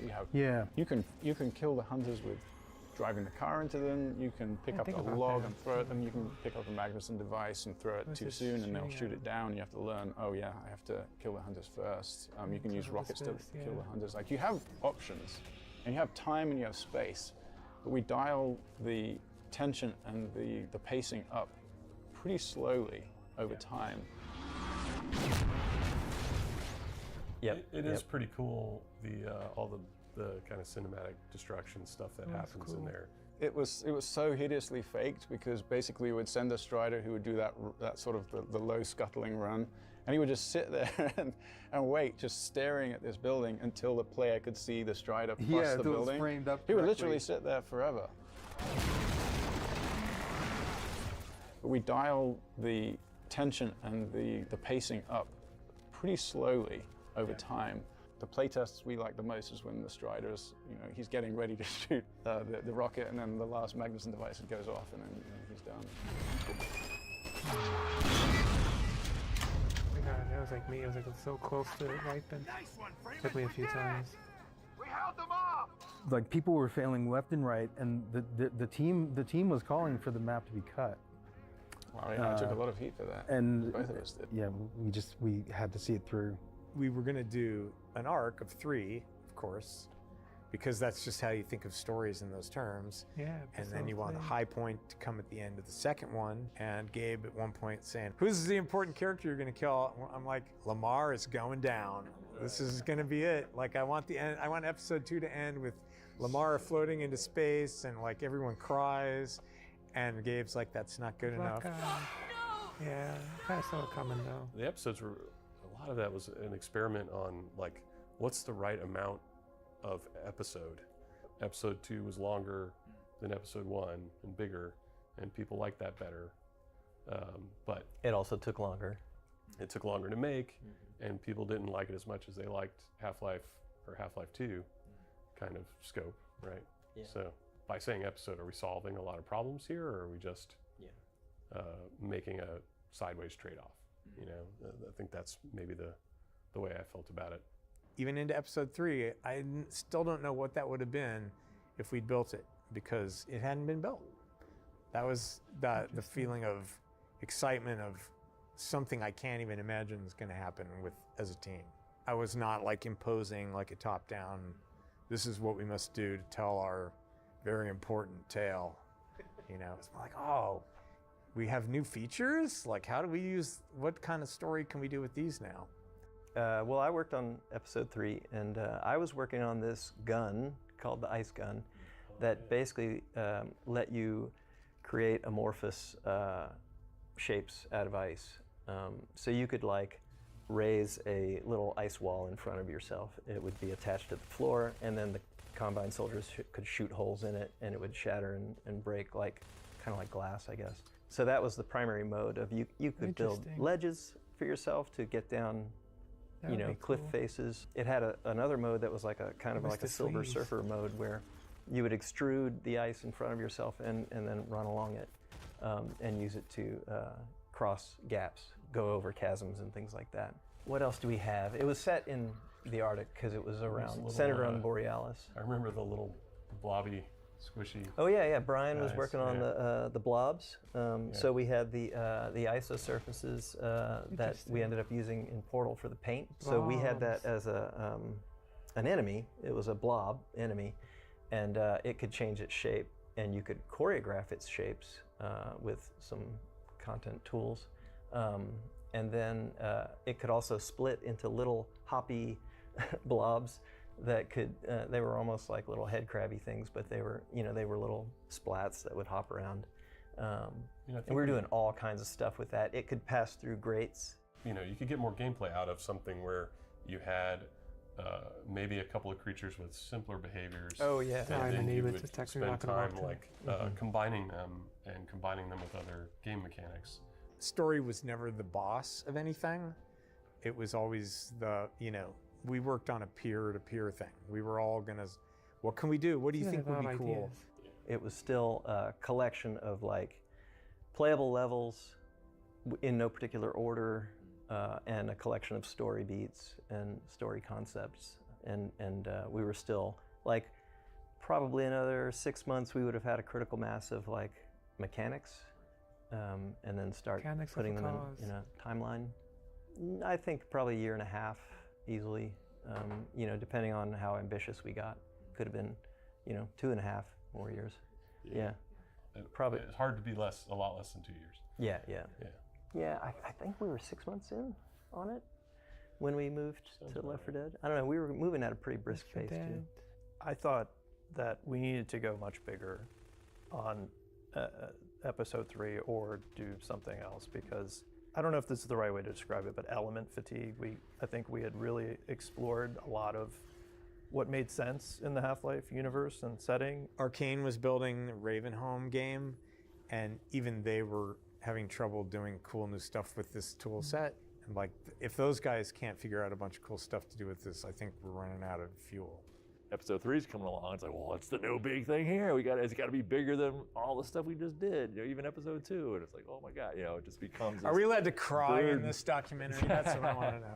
Left 4 Dead needed kind of an all-hands-on sort of an effort to ship, and so we put down EP3 to go help Left 4 Dead, and it was a really tight shipping schedule, and it required a lot of work from everybody to get out the door, and it was worth it. I mean, it was. Yeah, Left 4 Dead came out. Left 4 Dead came out great, but it took long enough. And this is the tragic and almost comical thing about it, was it took long enough that then by the time we considered going back to episode 3, the argument was made like, well, we missed it. It's too late now, you know, and we really need to make a new engine and, you know, to continue the Half-Life series and all that. And now that just seems, in hindsight, so wrong. Yeah. You know, we could have definitely gone back and spent 2 years to make episode 3. And you can't get lazy and say, oh, we're moving the story forward. That's copping out of your obligation to gamers, right? Yes, of course they love the story. They love many, many aspects of it. But sort of saying that your reason to do it is because people want to know what happens next. You know, we could have shipped it. Like, it wouldn't have been that hard. You know, the failure was, my personal failure was being stumped. Like, I couldn't figure out why doing episode 3 was pushing anything forward. But yeah, I mean, some of those people made Left 4 Dead 2 and then Portal 2. So, yeah, we did other things instead. It's not like that choice would have been free. Right. In terms of the players, like, they may have gotten that and given up something else. Yeah. So it's hard to say. But a lot of us have been doing Half-Life for 8+ years.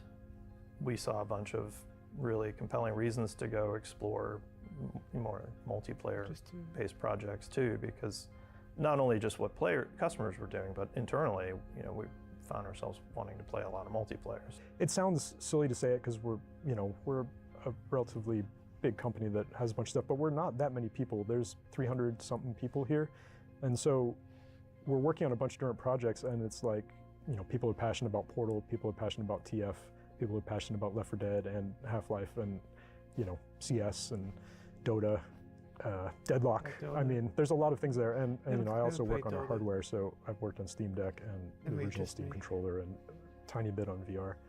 Unfortunately, for any decision we make, somebody is going to be unhappy, but hopefully we're making a bunch of people happy with the choices we do make. If it weren't for the episodes, there'd be no such thing as Dota. And I know that sounds really weird, but it was the things that we learned in developing the episodes that led to, you know, Team Fortress, to more rapid updates. I think everybody that worked on Half-Life misses the working on that thing, but it's also hard not to be like, man, I've seen every way that you can fight an antlion or, you know, whatever. And so you want to, like, you know, get some space away from it until you can come back to it with fresh eyes. It was easy to think about VR being a vehicle for Half-Life because that was a big technological innovation and kind of a core reason for that product's existence. And I think, like, one of the things we have internally tended to attach to the Half-Life IP is innovation. Gameplay innovation is oftentimes enabled by a technological innovation. Clearly there was a ton in Half-Life 1 and 2. And so, yeah, it's an interesting challenge moving forward to, like, think about what that means for future Half-Life stuff, for sure. The ending of Half-Life Alyx is somewhat a self-critical realization, so that was super satisfying, and all credit to the people who are specifically involved in that decision and those sets of designs. I think that Half-Life represents a tool we have and promises made to customers to capitalize on innovation and opportunities to build game experiences that haven't been involved previously. And I think that there are no shortage of those opportunities facing us as an industry right now.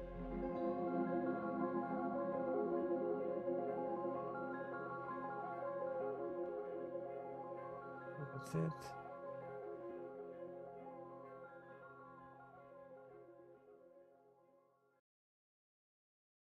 So there you have it. That was the 20th anniversary of Half-Life documentary on Half-Life 2.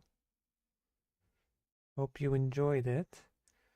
I want to thank Chris3756, better known as just Chris on the Kick side. Thank you for coming by. Thank you. I saw Fight Like Hell. We posted on Rumble. Thank you as always, sir. And thank you for anyone else who came looking. So let's see who we can. Well, let me show my schedule because I will be streaming again tonight. It is Final Fantasy 14 tonight. The Savage ones. Bunny Nat Fog, Disco Fog Bunny. We'll find clear tonight, 9 p.m. Eastern, so come by and see what happens. And Saturday, I'm doing contests from Japan. We're watching Judy and Mary's Warped Tour final from 2001. Only on Rumble and Kick, so come by for that, 7 p.m. Eastern. Then Sunday is Sunday Fun Day with either ESO or Final Fantasy 14 at 2 p.m. Eastern, depending on what people want to play, what my friends want to play, so come by, 2 p.m. Then I might be playing something at 8:30 with Lord Thunderbolts, like Halo, the Master Chief Collection, at 8:30 with him.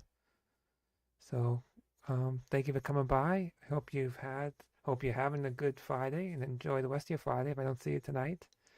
Let's see if we can wait on Rumble, shall we?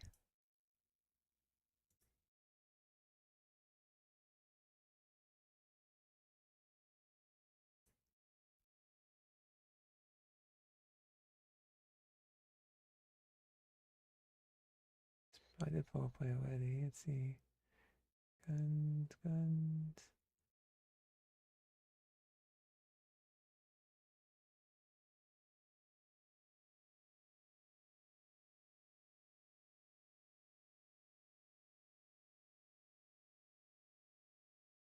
Anyone else?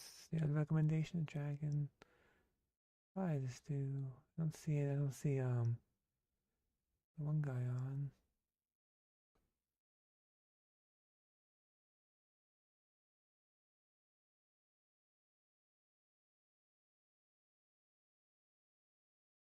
I just do Reaper.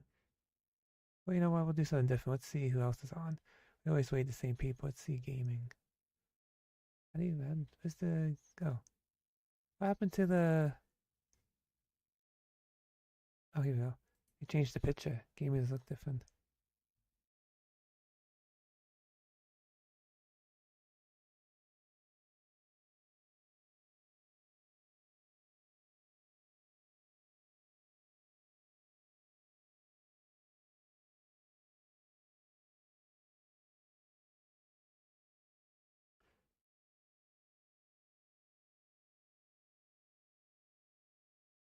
Hey, I know that guy. What was the Scum one going? Should we see the Scum one, Chris?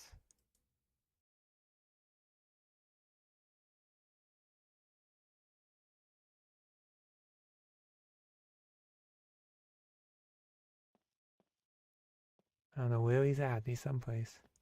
You know this game more than I can. Maybe someday. There's fuel there. There's fuel in it. Let's go fall. He plays Scum. Dialogue. Fuck.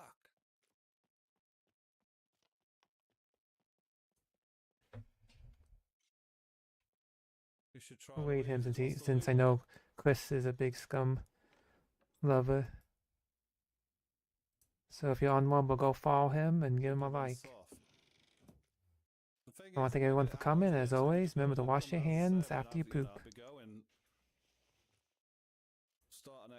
So thank you for watching, and I'll catch you guys maybe tonight. If not, enjoy the rest of your Friday. Bye. Sayonara, buttface!